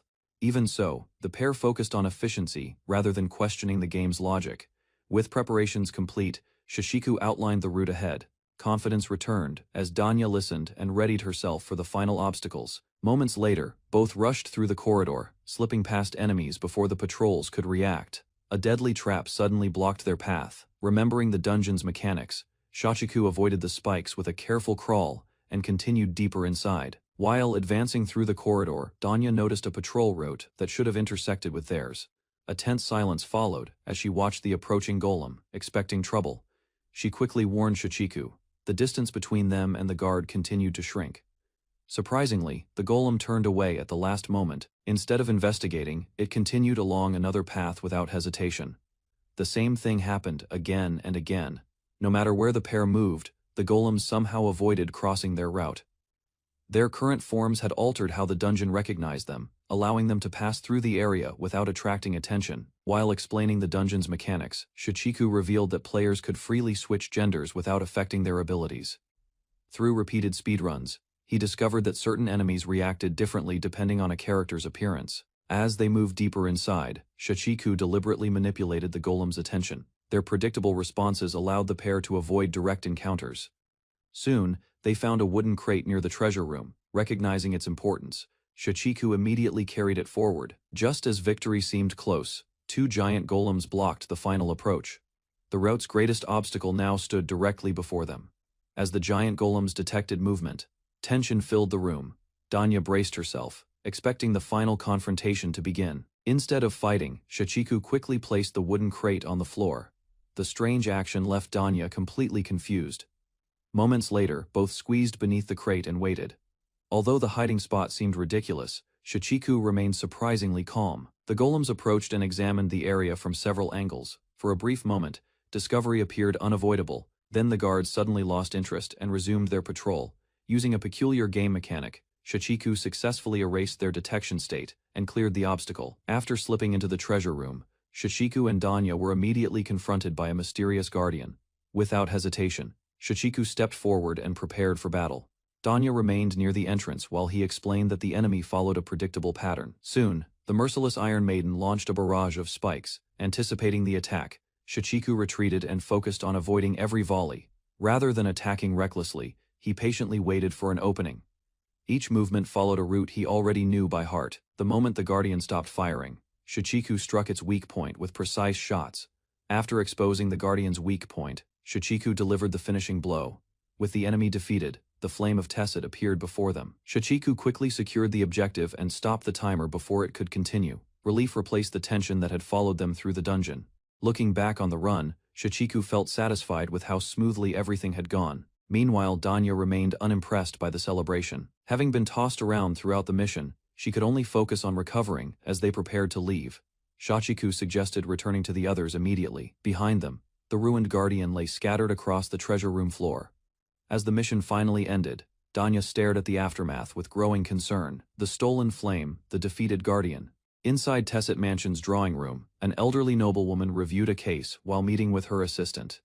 Attention shifted to Milena's situation. Despite outside pressure, the noblewoman remained unconvinced and listened calmly to the report. After a brief pause, she directed the discussion back to the main issue and prepared to give her assessment. Firmly holding her position, the noblewoman declared that her judgment on Milena's case would not change. Reviewing the facts once more, she concluded that Milena could not reasonably be held responsible for allegations concerning an incident that had occurred 11 years earlier. Determined to prove her claim, the witness insisted that Milena had attacked Ada and demanded the flame of Tesset be used to reveal the truth. Confidence grew as she prepared to accuse Milena formally, believing her testimony would secure judgment against her. The noblewoman rejected that certainty. She explained that the flame exposed lies only when testimony directly contradicted proven facts. Instead, She advised taking the matter to court, where every account could be compared fairly, considering the 11-year gap, the missing evidence, and Ada's lack of intent to seek punishment. She found no basis to hold Milena accountable. The noblewoman reaffirmed that the law must be applied carefully, refusing to let emotion or public pressure influence judgment. A faint smile appeared on Milena's face as she recognized the elder's willingness to remain flexible and fair. Suspicion then shifted toward another matter, when Milena questioned the earlier use of a truth-testing flame. Examining the circumstances, she argued that acting against someone based only on suspicion contradicted the very principles being defended.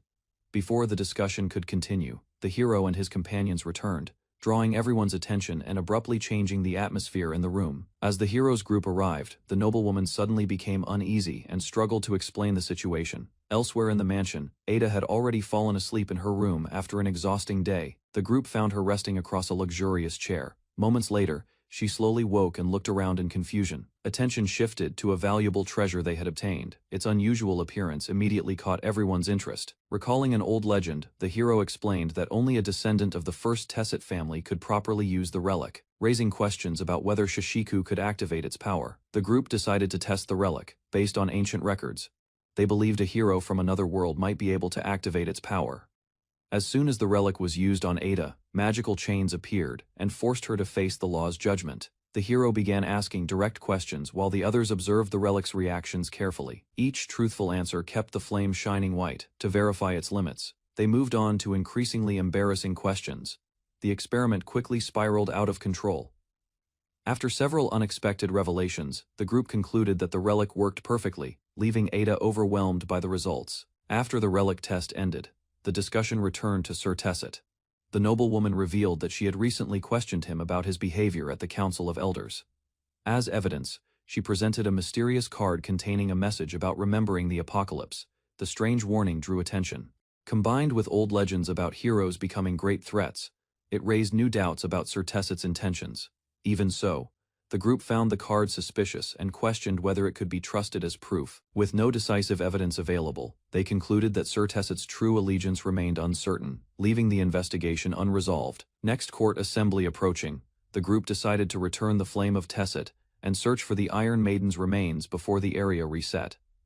Attention then turned to the Council of Elders. The hero was tasked with gathering information without attracting suspicion. The plan carried serious risks, as being exposed could lead to accusations of treason and immediate retaliation. Unfazed, the hero revealed that he had already prepared a disguise and intended to investigate while hiding his identity. Confidence quickly turned into comedy when his disguise amounted to nothing more than a cheap fake mustache, leaving the others completely unconvinced. He reasoned that even a drastic change in appearance might still be recognized by the world as the same person. Questions soon arose about how closely this world actually followed the rules of the original game. Reflecting on everything that had happened, the hero admitted that many events no longer matched his knowledge, making future outcomes difficult to predict. Hearing the uncertainty, Ada proposed a new idea that could help test their assumptions. Meanwhile, far from the mansion, a villager fled in terror as a powerful lava boar charged through the mountains, creating a new crisis. Near Askir village, the charging lava boar suddenly fell after a swift strike cut through the powerful monster. Its slayer inspected the damage to his coat before turning his attention to the frightened girl the beast had been chasing. Relieved to find her unharmed, he offered reassurance and helped her recover from the shock. Back in the village, the girl's grandmother tearfully thanked the stranger for saving her beloved granddaughter. As they spoke, the villagers explained that monsters rarely appeared in the area. The unusual attack raised concerns that something abnormal was happening nearby. The villagers warned that the season of war had begun, a rare period when monster territories expanded and danger spread across the land. Remembering the hero who had recently passed through, the young girl wished he would return and stop the threat once again. An elder recalled stories of the previous season of war, describing it as a disaster that claimed countless lives and left lasting scars. Despite the grim memories, the girl remained optimistic and insisted that everything would be all right. Filled with confidence, she declared that Shishiku would protect everyone and even find a way to defeat the Demon King. Defeated demons did not always vanish completely, and some could leave behind unexpected traces. As an example, she explained that Laspi had transformed into a harmless slime instead of disappearing, like other demons. Curious about the story, the traveler followed the clues to the Fountain of Bios, a place once known as the Great Swamp of Starvation. There, the details became even stranger. By all known logic, Lasby should have died, yet signs of life remained. Faced with the evidence, the traveler wondered whether a hero's power could bend even death itself, revealing a frightening possibility. After hearing the story, the hero fell into deep thought. The survival of Lasby raised questions that could not be explained by ordinary logic. A guidebook described the black flame of Tesset, the dragon of justice, whose fire darkened whenever lies. Meanwhile, in Duchess Mamiya's mansion, Waneyu Lee Mamiya relaxed in a bath after handling Merchant Guild affairs. While resting in the warm water, exhaustion weighed on her mind as she reflected on recent events and growing concerns. A servant attended to her, preparing aromatic products and assisting with her daily routine as she continued to recover her composure. Soon after, she decided to leave the bath and spend time shopping. Before departing, she instructed her servant to bring a newly made ring the following day. A sudden operation interrupted Waneyu's bath. Through the steam, officials announced that a liar had been identified among those present. Moments later, the flame of Tesset appeared. Chains tightened around Waneyu as the divine judgment began. Soon afterward, Sir Tesset arrived and ordered a direct examination. Waneyu faced the tribunal despite her confusion. Without delay, the questioning continued. Tesset dismissed objections and focused on uncovering the truth before time ran out. The investigation reached its key point, when Waneyu denied serving the Demon Lord or the Elite Four. Although angered by the accusation, she maintained her innocence. Tesset withdrew and the black flame judged Waneyu innocent. Sheba rushed over and checked on her condition. Relief finally reached Waneyu. The tension faded from her body as she realized the ordeal was over. Elsewhere, 3 adventurers hurried through the city at night. One of them angrily complained about an elderly man while they pressed forward with urgency. 30 minutes earlier, a group had discussed a strange plan involving a small creature and a possible transformation into Sir Tesset. The conversation continued as they identified the target, an elderly man with distinctive swirling hair who had recently appeared at the mansion.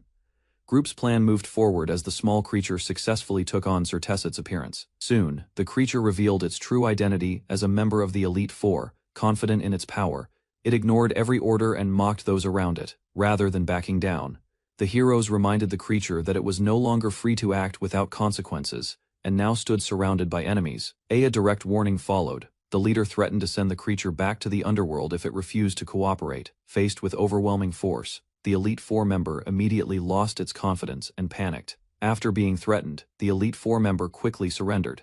Terrified of being sent back to the underworld, it agreed to follow every instruction. Once it calmed down, the group explained why Sir Tesset's appearance was necessary.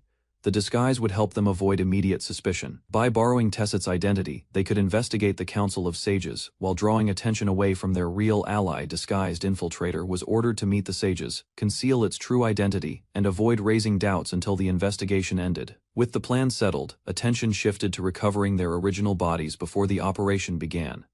Since no convenient magical method existed, they would have to investigate through careful observation. Even if Shishiku was somehow connected to the incident, they agreed that rescuing the princess and exposing the infiltrator came first. One member then raised a concern about failure. The possibility of never identifying the spy forced everyone to consider alternative outcomes. In response, the group decided to monitor the Council of Sages and their associates, believing suspicious activity would eventually reveal itself. Meanwhile, the speedrunner demonstrated his preparation by memorizing the capital's layout and offering to create a detailed map for the mission. After studying the capital's layout, the speedrunner mapped an efficient route, linking the council members' residences. Satisfied with the plan, he prepared supplies and eagerly looked forward to putting the route into action. When night arrived, the group moved through back alleys to avoid attention and reduce the chance of being discovered. To maximize stealth, the speedrunner removed unnecessary clothing and equipment, despite objections from his companions. Their first target, Waneyu, had already received a white verdict, allowing the group to cross her off the suspect list and continue onward. After clearing Waneyu from suspicion, the speedrunner remained outside the bathhouse and waited for the investigation to continue. The group selected Kronid as their next target. According to the speedrunner's knowledge, while following the path, they suddenly collided with an unexpected obstacle. The impact startled everyone and brought their advance to a halt. A hidden wall glitch had blocked the route. Confused by the discovery, the group searched for a way around it. Noticing a wooden crate nearby, the speedrunner immediately recognized it as the perfect tool for bypassing the obstacle and continuing the mission. Inside, the Royal Institute of Magic Alchemy Research, Kronid studied documents and calculations while investigating irregular celestial movements. As he reviewed his findings, he realized the stars were 13 days behind schedule. The discovery left him deeply confused and concerned. Before he could continue, an explosion suddenly erupted nearby. The shock interrupted his research and scattered papers across the room. Moments later, Sir Tesset appeared and initiated an immediate investigation. Chains locked around Cronid before he understood what was happening. Asked whether he served the Demon Lord or the Elite Four, Cronid firmly denied the accusation, while the disguised investigators observed his reaction. After the interrogation, the flame of Tesset turned white, proving Cronid's innocence. With another suspect cleared, the group shifted their attention to Lechefika. Kira explained that her family's military background made the investigation especially difficult. As they approached the mansion, Kira revealed details about a secret passage known only to family members and described the estate's fortress, like defenses. Rather than using the hidden route, the speedrunner spotted a section of wall without collision detection and chose a faster path, taking advantage of a rare oversight left in the game world. He slipped through the wall and continued the operation. As the group approached the Lechefika estate, Kira could not hide her admiration for the family home and the legacy it represented. Inside the mansion, Balz's Lechefika, Kira's grandfather and the Grand Marshal of the Royal Army, stood alone in a quiet room. Without warning, the investigators launched their operation. A sudden explosion of smoke filled the chamber and interrupted the old soldier's thoughts. The disguised Tesset immediately began the interrogation, while the others prepared to observe the suspect's reaction. His sharp response startled the investigators and revealed the instincts of a veteran warrior. Before the confrontation could escalate, Kira stepped between the blades and stopped her grandfather's attack. After lowering his weapon, Balz's agreed to cooperate. Kira promised to explain everything once the strange operation was finished. The questioning proceeded without resistance. Offended by the accusation, Balz's firmly rejected any connection to the Demon Lord or the Elite Four. The flame of Tesset soon turned white, confirming his innocence. With another suspect cleared, the investigators hurried to continue their mission. As they departed, Balz's watched the group leave and quietly identified the speedrunner as the otherworld hero. With Balz's cleared by the flame of Tesset, the group eliminated another suspect and continued their rapid investigation through the capital. Only Malena remained. Although no one believed she served the Demon Lord directly, doubt still lingered around her possible involvement. Determined to uncover the truth, the group headed toward her location, while discussing the possibility of forcing a confession if necessary. Their destination was the penthouse annex of the monastery at Wolferia Cathedral, where Malena currently resided. Unwilling to waste time, the speedrunner announced that he would take a shortcut. The others looked on with concern as he prepared another unconventional route. By jumping onto tiny decorative vines with collision detection, he planned to climb the cathedral wall directly. Using the hidden footholds, he rapidly ascended the structure. The route was far faster than entering through conventional paths, leaving his companions stunned. Recognizing the technique required exceptional skill, he instructed the others to remain behind while he proceeded alone. Ignoring the warning, Kira and her companion attempted to follow. They leaped onto the same narrow footholds and chased after him. Kira realized she had overestimated her abilities and decided the speedrunner was the only one capable of reaching the destination efficiently. At the cathedral annex, Malena spent the night in prayer, hoping for guidance and protection for the troubled people of the kingdom. While she prayed, the investigators arrived outside her residence. Unaware of their presence, Malena continued her quiet devotion. Without delay, the operation began. Chains appeared around Malena as the familiar interrogation procedure was set into motion. The disguised Tesset presented the usual question and demanded a direct answer regarding any connection to the Demon Lord or the Elite Four. Recognizing the investigation's unusual methods, she correctly identified the interrogator as the otherworld hero. Malena remained calm throughout the interrogation. The speedrunner quickly realized that tricks and pressure would never work against someone so composed. Concerned about the time limit, he repeated the question. Meanwhile, Malena observed the situation. At last, Malena gave a clear answer and denied any connection to the Demon Lord or the Elite Four. The flame of Tesset immediately turned white, confirming her innocence. With the final suspect cleared, the investigation reached its conclusion. Elsewhere, in the royal castle dungeon, the real Tesset reacted with outrage after learning what had been done in his name. Back at the castle, Wonyu angrily defended herself. She insisted that numerous servants could confirm her whereabouts and prove her innocence. Meanwhile, the imprisoned Tesset struggled to understand the situation. Without the flame of Tesset in his possession, the group explained their plan. By using the flame to interrogate the Council of Sages, they had ensured Tesset would be arrested before he could interfere. Although amused by Tesset's predicament, they acknowledged that events had unfolded in a strange way. Soon afterward, Balzes arrived with Milena. Having spoken with her directly, he demanded a proper explanation for everything that had happened. Kira assured the group that her family's involvement would protect them from serious consequences. Soon afterward, Ada stepped forward and took responsibility for the operation. She explained that the investigation had been conducted under her orders. She stated that the goal had been to expose a possible traitor hidden among the Council of Sages. As details emerged, several misunderstandings were cleared up. The group clarified incidents that had occurred during the investigation, including the confusion surrounding Waneu. However, one crucial question remained unanswered. If none of the suspects were guilty, then who was the Demon Lord's spy? Every suspect outside the prison had already been proven innocent by the flame of Tesset. Ada turned toward the dungeon cell and identified the only remaining possibility. Attention immediately shifted to Tesset himself. Without hesitation, the group decided to perform one final interrogation. Determined to end the mystery, they brought the flame before the imprisoned dragon. The operation began at once. Confused and frustrated, Tesset demanded answers as the familiar question was presented to him. After a brief silence, Tesset confessed. To everyone's shock, he admitted that he was the spy they had been searching for all along. Tesset admitted to being the spy, but insisted his actions were meant to protect the kingdom. The revelation shocked everyone. Tesset argued that the otherworld hero posed a greater threat, and feared he could become a second demon lord. Before he could fully explain his reasoning, Tesset began revealing sensitive information about the hero and Ada's involvement. Suddenly, he collapsed inside the cell.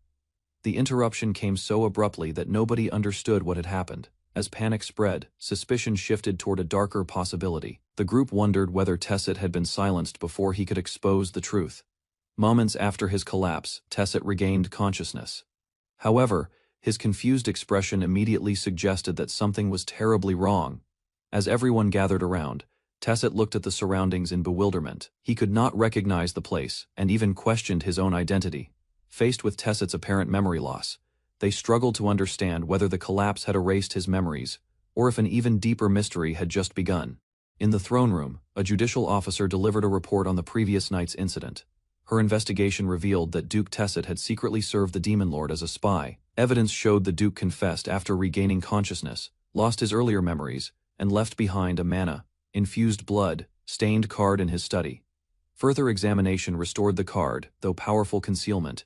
Magic prevented most of its contents from being read. Meanwhile, Sir Tesset remained under house arrest, showing neither resistance nor desire, as though his spirit had already departed. The investigation confirmed that no witness at the scene had erased Lord Tesset's memory. Instead, a spell had activated automatically under specific conditions, causing crucial evidence to disappear. To prevent unrest, the court decided to announce Tesset's retirement due to health concerns rather than reveal his crimes. Despite the explanation, doubts remained about why a respected noble would become a spy.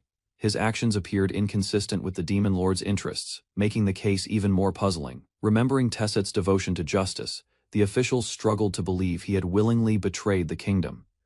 The king rejected the idea that Tesset had willingly become a spy, believing his character and actions never matched such a role. A new possibility emerged that someone had manipulated Tesset's mind and pushed him into serving another purpose. The court ordered further investigation, suspecting the blood-stained card and its mana traces were connected to the mystery. Attention then shifted to the otherworld hero, whose rapid success in resolving major problems continued to raise questions. Meanwhile, officials reviewed the hero's record and discovered a long list of offenses committed throughout his activities in the kingdom. After reviewing the hero's actions, the king officially pardoned his many offenses, accepting that his achievements outweighed the trouble he caused. Even so, the king could not help wondering what unexpected act the otherworld hero would commit next. Later attention shifted to the Duchy of Lafachika, where a gathering had been prepared at the family residence. Several guests enjoyed tea and desserts while the Duke observed them from across the table.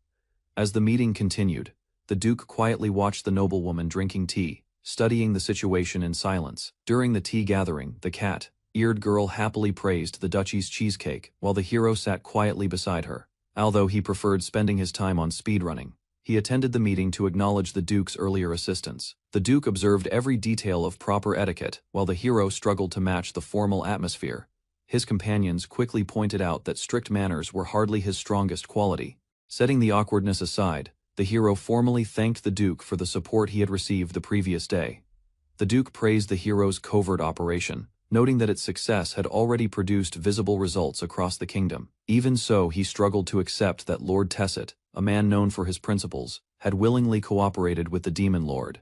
Meanwhile, political changes began unfolding as Themis was expected to inherit the title of Duke Tesset. The discussion turned to the few noble families whose bloodlines still traced back to ancient legends. Amid the serious topic, the Duke lightened the mood with a joke, earning an uneasy reaction from the others. The conversation shifted to noble succession, with the hero recalling an old legend that claimed ancient bloodlines weakened as generations passed.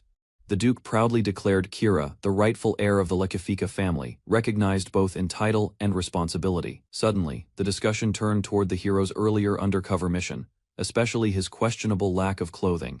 Attempting to justify himself, the hero insisted the unusual disguise had been necessary to avoid detection. His explanation only created more confusion, and the gathering descended into a debate over propriety, appearances, and Kira's future marriage prospects. The Duke reacted furiously to the suggestion that the hero could become Kira's fiancé, rejecting the idea without hesitation and drawing his sword in protest.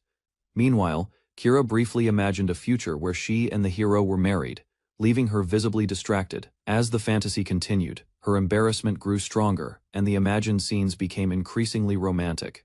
Sudden blush only confused the others, while Kira desperately denied having such thoughts. Before the misunderstanding could spread further, the hero hurriedly explained that nothing inappropriate had happened, though the Duke remained far from convinced. The Duke dragged the hero away from the gathering, determined to have a private discussion despite the hero's protests. Left behind, the others remarked that the Duke's fierce attitude had softened over the years, though his protectiveness remained unchanged. Kira explained that the Duke acted more like a guardian than a grandfather, prompting the cat-eared girl to note how deeply he cared for her. Meanwhile, the hero followed the Duke through the mansion's halls, sensing another unexpected event unfolding around him. As he looked around, he admired the grand residence and realized that Kira truly carried the dignity of a noble family. While exploring the mansion, the hero stopped before a large portrait and immediately recognized the woman depicted within it.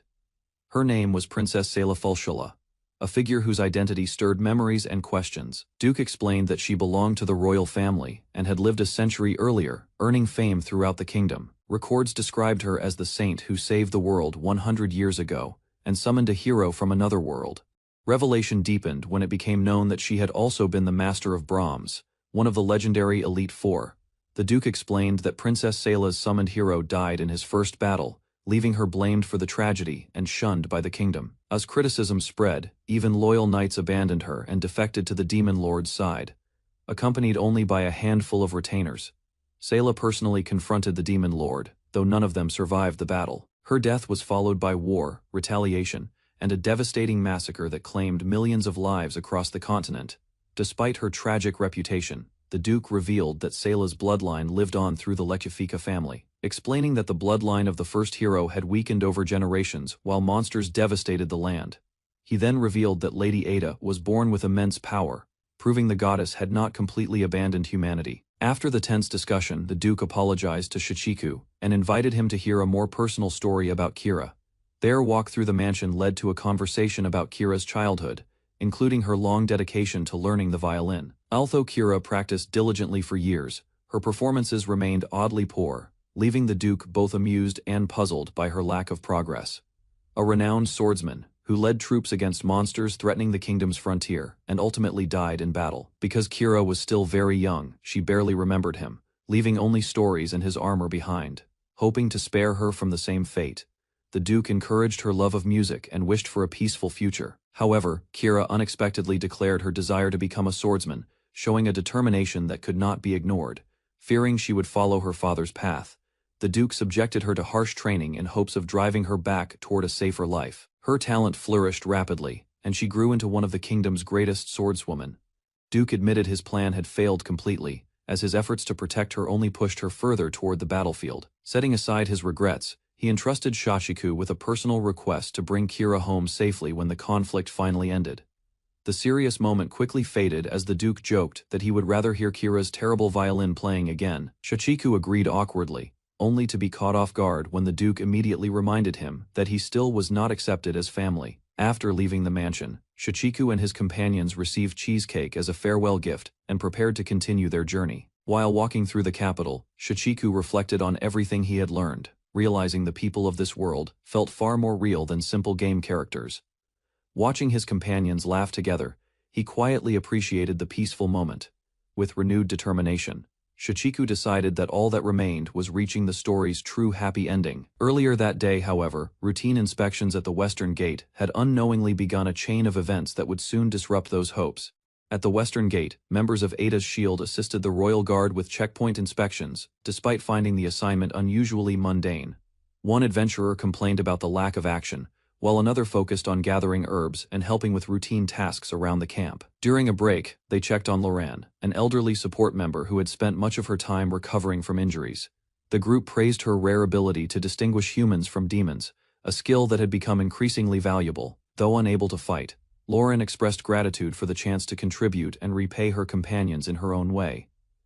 Maloney praised Loran's unique blessing, and reminded her that it had saved countless lives by detecting hidden demons before they could strike. Although grateful, Loran admitted she still felt uneasy despite the recent victories achieved by the kingdom's heroes.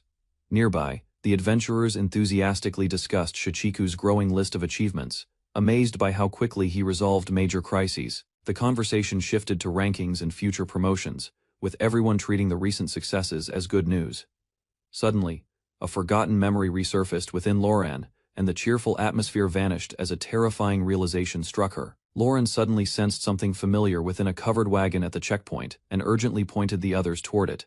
The presence felt different from an ordinary demon, and the lingering scent of blood triggered a disturbing memory she could not ignore. Alarmed, the adventurers rushed toward the wagon and demanded that the occupants reveal themselves. Inside sat a calm, mysterious man who appeared completely unfazed by the commotion surrounding him. Although his travel documents were flawless, suspicion only deepened, prompting the guards to inspect him more closely. Convinced that a demon was hiding nearby, an adventurer activated his special detection ability and focused his attention on the mysterious traveler. The traveler remained calm and even mocked the attempt, claiming the power being used was not meant to identify him. While others watched nervously, Loran suddenly reacted with shock as if she had recognized something important. The adventurer's confidence quickly crumbled when the traveler's presence triggered an overwhelming sense of dread. Without warning, the traveler declared that the truth had finally been revealed, leaving everyone frozen in uncertainty as the situation escalated. After a tense inspection, the adventurer finally declared that the traveler was human, leaving everyone momentarily confused. The traveler explained that a powerful item in his cargo had distorted the detection skill and created the false impression of a demonic presence. To support his claim, he revealed a massive magic stone taken from a lava boar, an extremely rare monster. The adventurers quickly realized the stone likely came from the creature they had recently defeated, confirming the traveler's story. Although the explanation made sense, Loran remained uneasy, recognizing that the sinister aura and scent of blood still did not fully add up. Satisfied with the inspection results, the guards allowed the traveler to continue his journey and watched as the wagon slowly departed from the checkpoint. As the wagon rolled farther from the city, his calm expression hinted that the incident was far from over. Shichiku suddenly awakens inside an unfamiliar canyon, calling out Ada. As confusion spreads across his face while wondering exactly where he stands, Danya jolts awake inside her own bedroom, cat ears twitching nervously. Realizing the vivid memory of the summoning was only a dream, she glances toward her locked diary, reflecting quietly that 8 full days have passed since visiting Lechifika Mansion and Old Man Balzus. Danya writes that Shichiku has already defeated both Arachne and Laspi, though Lord Tessit's investigation continues progressing only slowly through the kingdom. She reminds herself their mission remains unchanged, wondering whether the darkness ahead hides mere remnants of the Demon Lord or something worse. Below the shining capital, their true goal stays clear: eliminate the remaining Elite Four and bring lasting peace to this troubled world. At the Adventurers Guild called Ada's Shield, Shichiku proudly receives an S rank medal after officially setting an entirely new speedrun record today. That evening, Shichiku notices Danya drowsily dozing, teasingly asking if she needs to catch up on some badly needed sleep again tonight. Startled awake, Danya quickly snatches her diary back from him, insisting nothing unusual happened while Shichiku panics loudly over having touched it. It turns out her diary secretly functions like the game's autosave feature, quietly logging their progress and recording every single elapsed moment. Shichiku admits he genuinely wishes official merchandise existed for something this fascinating, amazed to finally witness the real mechanic firsthand himself. Today he recalls how ordinary games let players rewind their progress through loading saves or resuming instantly from an earlier checkpoint screen entirely. Standing alone in an empty white void, he recalls his first thought was losing all ability to return home, and wonders about a game over walking. Beside a companion, he considers that a game over might mean simple death, or perhaps a safe return to his original world. He imagines dying deliberately to reload an earlier save, though relying on glitches from the start makes that option feel far too careless. Curious as always, Ada excitedly asks whether Shoshiku has personally awakened any powerful new skills.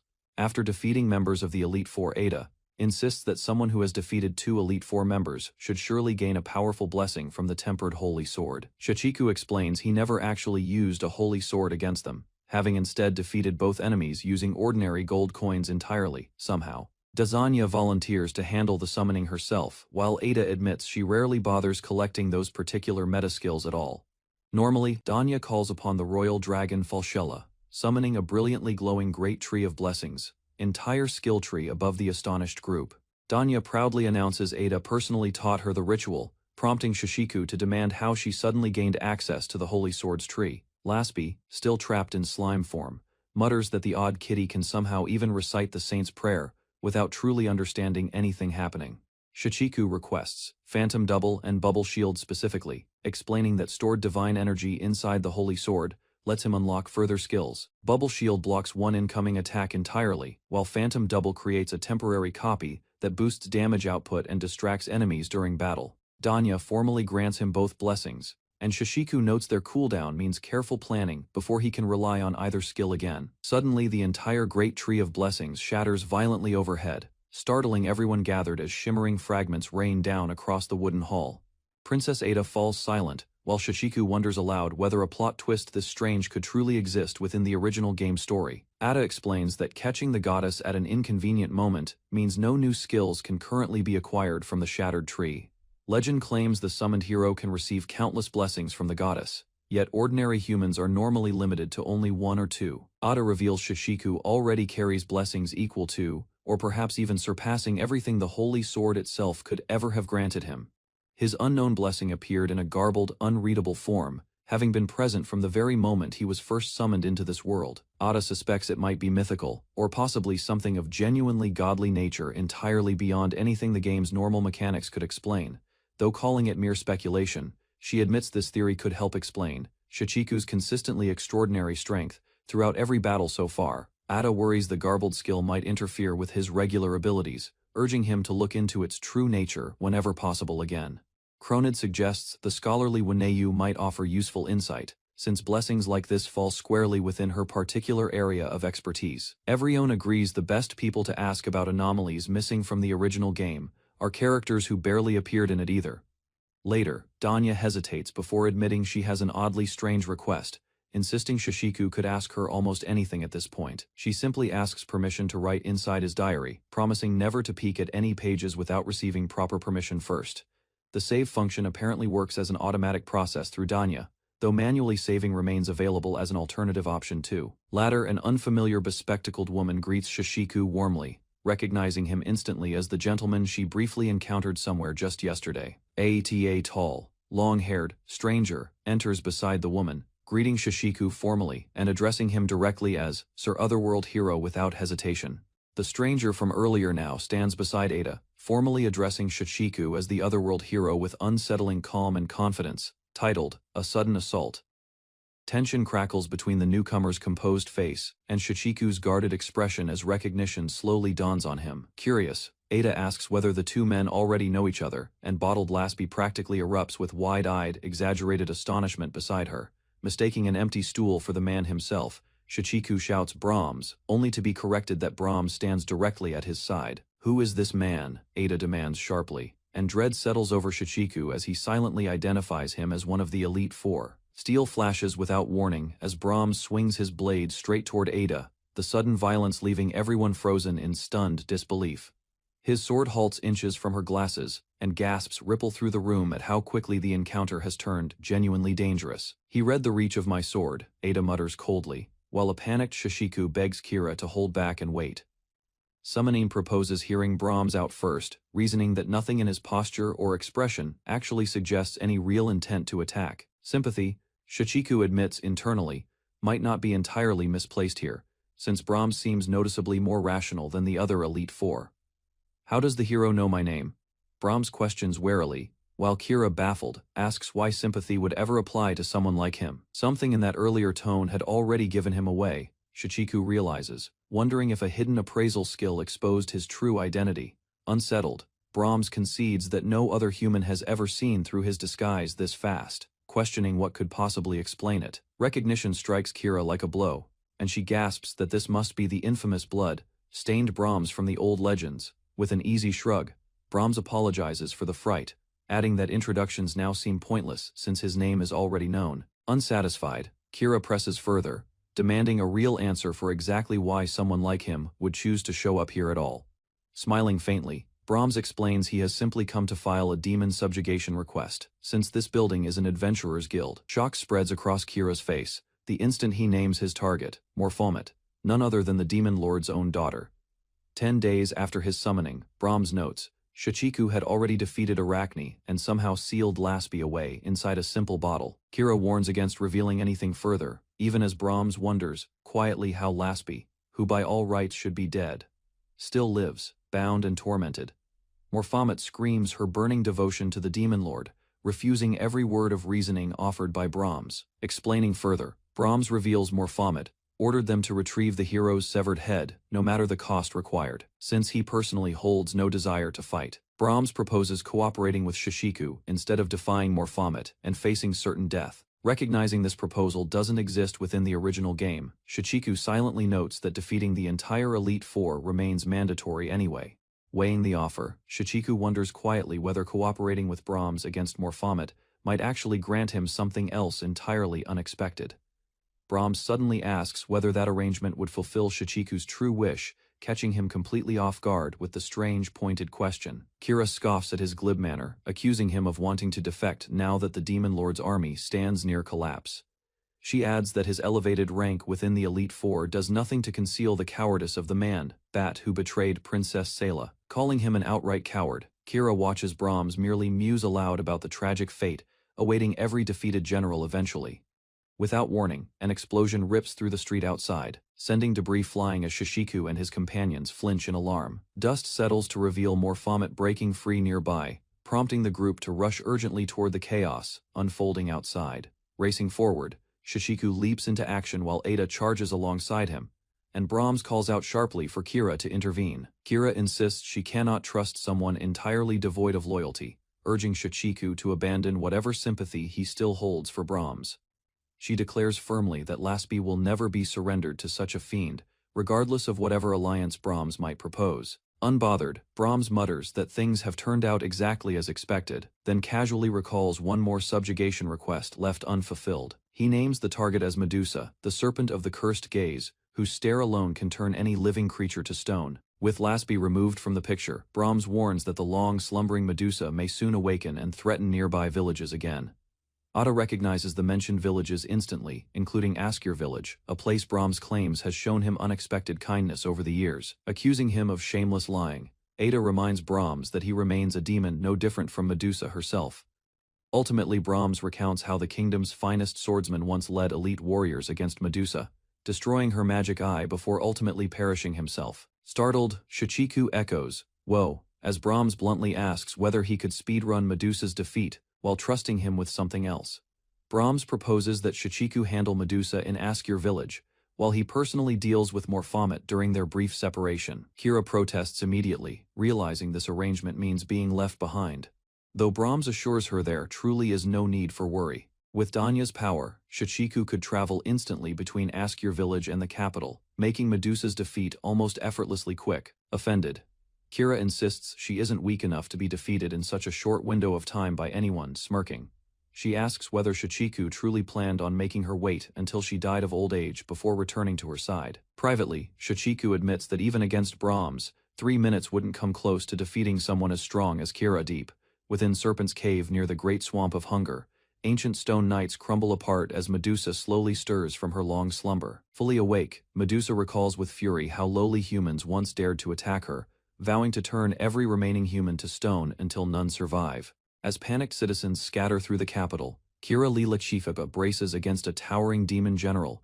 warning bystanders to flee the Adventurers Guild, while chaos and screaming spread across the square. A mouse-eared reporter and his partner scramble to document the scene, realizing the fighter facing the demon general is none other than Kira Lilachifika herself, already imagining tomorrow's front-page headline. Brahms, an aging man with long hair and glasses, taunts Kira with mocking flattery, urging her to abandon the fight and return home, before offering to overlook her interference in his business. Kira accuses Brahms of deceiving Lord Tesset and declares she cannot stand by on behalf of the capital, prompting Brahms to feign shock and insist that her words genuinely disgust him. Elsewhere, Brahms admits to companions that he cannot defeat Shashiku alone, noting the speedrunner grows especially vulnerable whenever caught off guard by something unexpected, particularly while already outmatched in a fight. Kira reveals she deliberately sent Shashiku away from this battle, determined to keep Brahms ignorant of the hero's speedrunning techniques, choosing instead to confront the dangerous general entirely by herself this time. Brahms questions whether Kira is truly willing to hand her chance at avenging her father over to the hero, warning that she may come to deeply regret such a decision later. Kira declares herself the blade of Lady Ada and vows to protect the capital as her sworn mission, drawing her weapon with the calm resolve expected of a dedicated and loyal knight. Watching her stance, Brahms wonders aloud whether Kira and Lady Ada share more in common than expected, though he quickly concludes the two women are actually nothing alike after all, despite their similar bearing. Standing across from each other in the empty street, Kira declares that the time for words has passed and readies her signature technique, Valkyrie Suite, Etude, before launching into motion toward Brahms without hesitation. Kira closes the distance in an instant, her blade a blur of motion as she dashes forward with overwhelming speed, leaving only streaks of light behind her across the stone pavement. Brahms barely manages to block the strike with his cane, metal grinding against metal as sparks fly, his glasses catching the light while he strains to hold back her relentless assault. Kira breaks away and unleashes Allegro, a skill that sharply boosts her speed and striking power, prompting Brahms to remark dryly that such a tactic seems awfully underhanded for a lady knight. Brahms admires how much energy young people carry these days, noting that Kira's speed feels almost superhuman, before conceding she truly earns her title as the Valkyrie of Lechifika, without question. He then retaliates with sacrificial bloodthorn, Suvini de Sanges, driving his cane forward, as jagged spikes erupt violently from the ground, forcing Kira to leap away just in time to survive. The spikes tear through the square where she once stood, and Brahms watches with narrowed eyes as Kira barely clears the attack, calculating his next move with quiet, calm intensity, still gripping his weapon. Before she can recover fully, Brahms lunges forward and slashes across her body, blood spraying from the wound as Kira's expression twists sharply from pain and stunned surprise all at once. Brahms stands calmly afterward, blood dripping steadily from his own injured hand, while Kira staggers and groans behind him, clearly wounded from the exchange that just took place moments earlier between them. Kira reflects quietly, certain that her strike should have connected cleanly since Brahms could have dodged it easily. Yet strangely he chose not to move away from the attack at all. Shashiku suddenly arrives with only seconds left on the clock, calling out to Kira, who reacts with visible confusion when Brahms appears unharmed and asks if she has already defeated Medusa. Shashiku returns having defeated Medusa on his very first attempt, needing only 5 minutes since setting off, proudly displaying the lifeblood vial and deadly serpent venom, while Brahms clenches his teeth witnessing the hero who slayed the Demon King himself. Brahms watches coldly as Shashiku rejoins Kira and the others in the capital, muttering that the mighty hero has finally returned, his tone carrying quiet resentment as the group reunites peacefully within the bustling city streets. Reaching his limit, Brahms activates a relocation magic item called Black Hole, apologizing softly to his companion Laspi-chan before the swirling portal opens, and forcibly scatters Shashiku, Kira, and their allies far from where they once stood. Kira insists the blood covering her armor belongs to someone else, and tells her worried companion it is nothing to worry about, though moments later, she collapses suddenly onto the ground while the cat-eared girl cries out her name. Shashiku rushes toward her, calling her name with visible concern, while Kira admits weakly that she has simply exhausted her entire mana supply after the brutal battle she endured alone against Brahms earlier that day. Shashiku privately reflects that defeating Medusa felt like nothing, admitting he got swept into the speedrun's rhythm without putting real emotion into the fight, while Kira suddenly confronts him for treating her father's revenge so lightly. Kira lets out a quiet, knowing laugh, and Shashiku simply thanks her for everything she endured on his behalf, prompting her to bow respectfully toward him despite the exhaustion still weighing heavily across her battered body. Back in the capital, a gruff dwarven official praises Kira for her efforts, calling out to her directly while the surrounding crowd gathers near the grand clock tower to celebrate the group's hard-earned victory together. Far among the ruined stonework of Tepe village in the kingdom's east realms, Brahms admits privately that he misjudged the trajectory of his earlier attack, feeling an unusual thirst while examining the wound Kira inflicted deeper than expected. Nearby, a burning caravan lies wrecked as villagers scream for help, one woman crying out desperately, while bandits menace her companion, demanding they keep their hands off the frightened noblewoman known simply as their mistress. The bandits discuss stripping the captured woman down and selling her off entirely, hoping the profit might finally clear their mounting gambling debts, while another bandit angrily snaps at his companion to shut his mouth immediately. Brahms interrupts calmly, drawing the bandits' hostile attention as one demands to know what he is staring at, before Brahms notes that the weapon they carry was originally a sickle, meant for cutting wheat, not people. The bandits sneer that they no longer care about farming since monsters ravage every field the following day anyway, blaming a woman named Sayla for supposedly ruining everything. All because the Demon King still roams free. One bandit gleefully declares it is time to collect their easy wages, while the larger man threatens to finish Brahms off quickly, mocking his battered condition and assuming his pockets surely still hold plenty of coin. Brahms replies with unsettling calm, expressing genuine relief that they are merely human scum after all, his grin stretching unnervingly wide as sharpened teeth glint beneath the moonlight, surrounding the ruined village. Brahms drains the bandits dry one by one, the sickening sound of slurping filling the silence, while the horrified noblewoman covers her mouth, watching helplessly as their bodies collapse lifeless across the blood-soaked ground. Turning toward the trembling woman, Brahms casually advises hiring a bodyguard of a rank or higher, should she plan on evacuating toward the capital, causing her to flinch and mistakenly address him as Miss. Brahms glances down at his ruined coat, remarking dryly that the blood has stained it, though he ultimately shrugs the damage off as something that simply cannot be helped now. Walking away from the wreckage, Brahms murmurs that the pieces have finally made their move, inviting Shichiku into a proper royal game, while Kira and her companion remain unaware of the danger closing in. Themis Lo Tesset became the new head of the Tesset family, stepping into her role as the Royal Supreme Court's new president, amid quiet unease. She asked how her predecessor fared, only to learn he still could not dress himself or eat without constant assistance from the household staff. Something troubled Themis deeply, since her predecessor appeared to have forgotten not only his own servants' faces, but nearly everyone else's identity too. A strange bloodstain-like bruise had appeared across his chest, and no one could recall exactly when or how the eerie mark first showed up. Themis ordered absolute secrecy, instructing the attendant to keep tending her predecessor quietly, while she privately turned over the disturbing birthmark in her mind. Later, she searched his study, bedroom, and private chambers thoroughly, eventually discovering a hidden safe tucked away beneath his own bed. Inside lay a wrapped bundle of letters from Kirali Lechifika, sent intermittently across a year, when Kira had only been 8 years old. Layers of concealment magic made the letters unreadable, leaving Themis to wonder why an 8-year-old's correspondence with her relative required such desperate hiding. An unnamed figure mused that blood and bodily fluids served as excellent conduits for mana, tying that theory to the bloodstained card discovered earlier. Back at her desk, Themis admitted this puzzle ran deeper than expected, suspecting some hidden connection despite lacking any solid concrete lead yet. She lamented only wanting the king's trust, not this burdensome position, while learning the spy investigation remained a strictly confidential top-secret royal mission. Newspapers reported startling developments, noting Laspi's defeat just 3 days prior and Brahms's shocking appearance in the royal capital soon after. Themis groaned over her ballooning workload, grumbling that ever since the hero's arrival, Elite Four members kept falling one after another rapidly. Exhausted, she complained about personally handling the hero's pardon paperwork, sighing heavily before wishing aloud for nothing more than a strong whiskey. Meanwhile, in the nobility district's old town, the hero's group walked together, having left their creature Laspi safely resting back at home. Kira had exhausted her SP defeating Brahms the previous day, and now needed time to recover before she could challenge him again. A companion scolded her for still carrying something around uselessly, while the white-haired hero explained that SP recovery depended purely on time's natural passage. He reasoned that since Brahms had already made unexpected moves, likely following Danya's own thinking, they needed full preparation before their coming confrontation.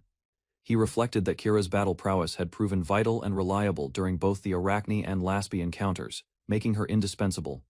Now, the group finally reached the Royal Institute of Magic Alchemy Research, planning to slip through its staff-only rear entrance toward Kronid's laboratory. Kronid, a scholar on the world of Anverse, was asked to investigate the strange text garbling skill affecting their group's communication. The white-haired hero doubted such a meta-phenomenon as garbled text could be solved by an in-game character, calling Cronid essentially DLC. Curious about this scholar, the hero asked what kind of person Cronid actually was. Surprising his companion with such an unusual question, she answered with a single puzzling word, calling Cronid the sharpest scholar in the Magic Academy's history, and a terrifyingly lucky man. Cronid came from a distant branch of the Orvis family and had been rumored a child prodigy since his earliest childhood years. At only 8 years old, he earned his doctorate with distinction, later enrolling at 5 in the Royal Academy of Magic. Once magic belonged solely to nobles and demi-humans, but magic tools and stones eventually let commoners access it, Cronid's chosen specialty. The current king promoted widespread magic tool use, though resentful scholars once defected to the demon side over royal restrictions. Countless powerful magic-wielding nobles died during the Great Sela War a century ago, forcing preparation through magic given to common people. Having lost its immediate head in that war, the Orvis family faced a dire succession crisis, despite their mastery of magical research. At just 10 years old, Cronid received the king's backing and became Orvis family head despite hailing from its distant branch. Some believed his magic tool research secretly aimed at seizing the family head position, though such scheming seemed dull for a child. Whichever goal came first remained unclear, but Cronid soon achieved a huge research breakthrough while joining the Council of Elders. Whether pure luck or cunning design shaped his entire life, meeting him in person reveals someone surprisingly cheerful and carefree. Instead, thanks to the flame of Tesset, they confirmed Cronid wasn't secretly spying for the Demon Lord, so trust remained cautiously intact. The cat-eared girl requested an audience with Dr. Cronid, and an elf guide agreed to lead the hero's group there. A Magic Academy student named Madoka, seemingly absent from the original game, admitted she was still learning human speech from a friend. Elves were said to be born from ancient magic tied to the Great Tree, remaining a rare sight within the royal capital. The elf revealed she'd had almost no mana since birth, despite her heritage, having recently arrived as a Magic Academy student. She admitted feeling like a complete failure as an elf, unable to summon even a single drop of usable magic. She got super pumped feeling magic for the first time, but then the elf was introduced to magic tools instead of raw spellcasting.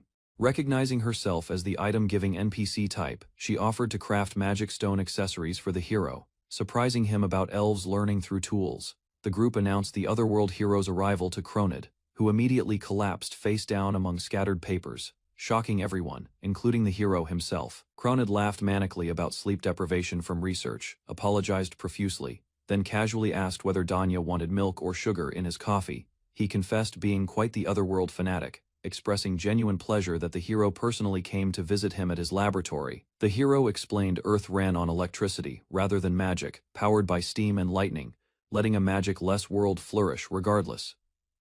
Cronid mentioned his personal Otherworld Research Bible, a compilation of interviews with past heroes, insisting Shishiku's story deserved the next revision. The elf recalled reading its picture book adaptation as a child, feeling nostalgic, while Cronid noted magic tools often borrowed otherworldly designs. Since a hero arrived every century in Anverse, various Earth items occasionally appeared here, suggesting time flowed much faster back home. The group brought Cronid something to investigate, though the hero realized only 10 days had actually passed since his own arrival. Cronid handed over the mysterious garbled text, admitting even the great Shishiku couldn't decipher this strange skill belonging to Mew. The hero claimed familiarity with garbled text concepts, while Mew wondered if other worlds simply contained entirely different unknown languages. Since this world's people spoke languages unique to Anverse yet sounded like Japanese, choosing that language made speedruns notably faster overall. Cronid pointed out the same repeating symbols appeared twice in sequence, suggesting a deliberate pattern rather than random meaningless garbling. He guessed it might resemble a long word, though the actual puzzle involved only 7 distinct symbolic characters total. Since 2 symbols repeated as duplicates, they determined only 5 truly different symbols existed within the entire garbled message. If they could correctly identify these 5 specific symbols, they might successfully uncover the message's original hidden true text. Cronid explained garbled text occurs when original characters get replaced by alternates, due to some encoding error mismatch. Using Japan's 46 hiragana characters, plus 5 auxiliary marks, totaling 55 characters, they could begin matching each symbol accurately. With help from a game character who shouldn't understand computers or encoding at all, they realized they might actually succeed. Considering order and placement. 46 hiragana characters created 164 million combinations, leaving Mew stunned by such staggering numbers. Shichiku admitted Japanese speakers could solve this much faster, comparing it to a crossword puzzle rather than blind guessing without any language knowledge. Cronid laughed heartily, insisting narrowing candidates would help immensely, then cheerfully left the remaining deciphering work entirely to Shichiku himself. Cronid confessed genuine shock, noting encoding errors normally required a computer, assuming impossibility without an otherworldly machine or reference sheet. Shichiku declared nothing truly impossible existed in this world, explaining the puzzle merely bamboozled people through the symbol's deceptive complexity. He revealed loving magic tool research precisely because such tools consistently transformed the seemingly impossible into something entirely achievable. Instead, watching him, Danya privately judged Cronid arrogant, calling him a genius who shamelessly imposed omnipotence, while his kindness masked deeper malice. Excitedly, Cronid recognized Shichiku's speedrunning reference instantly, both marveling together over discovering an entirely new glitch mid-conversation. Confused onlookers admitted not understanding speedrunning terminology at all, yet remained genuinely glad watching Cronid and Shichiku bond so enthusiastically. Cronid expressed utmost faith that Shichiku, having already defeated 2 Elite Four members swiftly, could similarly overcome the Demon Lord eventually. Standing outside afterward, Mew wondered whether they'd still reach Brahms in time, while Danya noted the skill's mystery now fell squarely to Shichiku. Muttering vowel sounds aloud, Shichiku analyzed repeated character pairs, testing random word guesses like aqua pazza, that ultimately proved incorrect. Later, alone within the mansion's library, Cronid quietly closed a hidden book before pulling open a secret concealed passageway. Behind it stood Deus Ex Machina, an enormous magic computer modeled after otherworld electronics, yet entirely powered through mana instead. Its processing power vastly surpassed ordinary electronic computers, capable of organic, human-like thought through unique magic energy jump phenomena. Cronid declared this decryption trivial despite the otherworldly language, privately wondering whether Shichiku's impossible power connected directly to this skill. Once decryption completed, Cronid stared in silent shock, deciding perhaps Shichiku should remain unaware regarding his skill's true nature. Elsewhere, a bat flew through pouring rain toward Old Camilla Castle, thunder rumbling ominously across the kingdom's eastern district. Inside, someone sat reading beneath a grand portrait as lightning crashed outside, the room's tension mirrored by rolling thunder. Comparing games, the figure preferred chess, but admitted shogi sounded amusing too, marveling at the endless fascinating things from the other world. In the royal capital, near the adventurers' guild called Ada's Shield, a bat flew beneath a moonlit clock tower while Kira groaned uncomfortably alone. Kira's chest bore that same blood-stained bruise, and someone whispered about turning the opponent's piece into their own before deciding how to press the attack.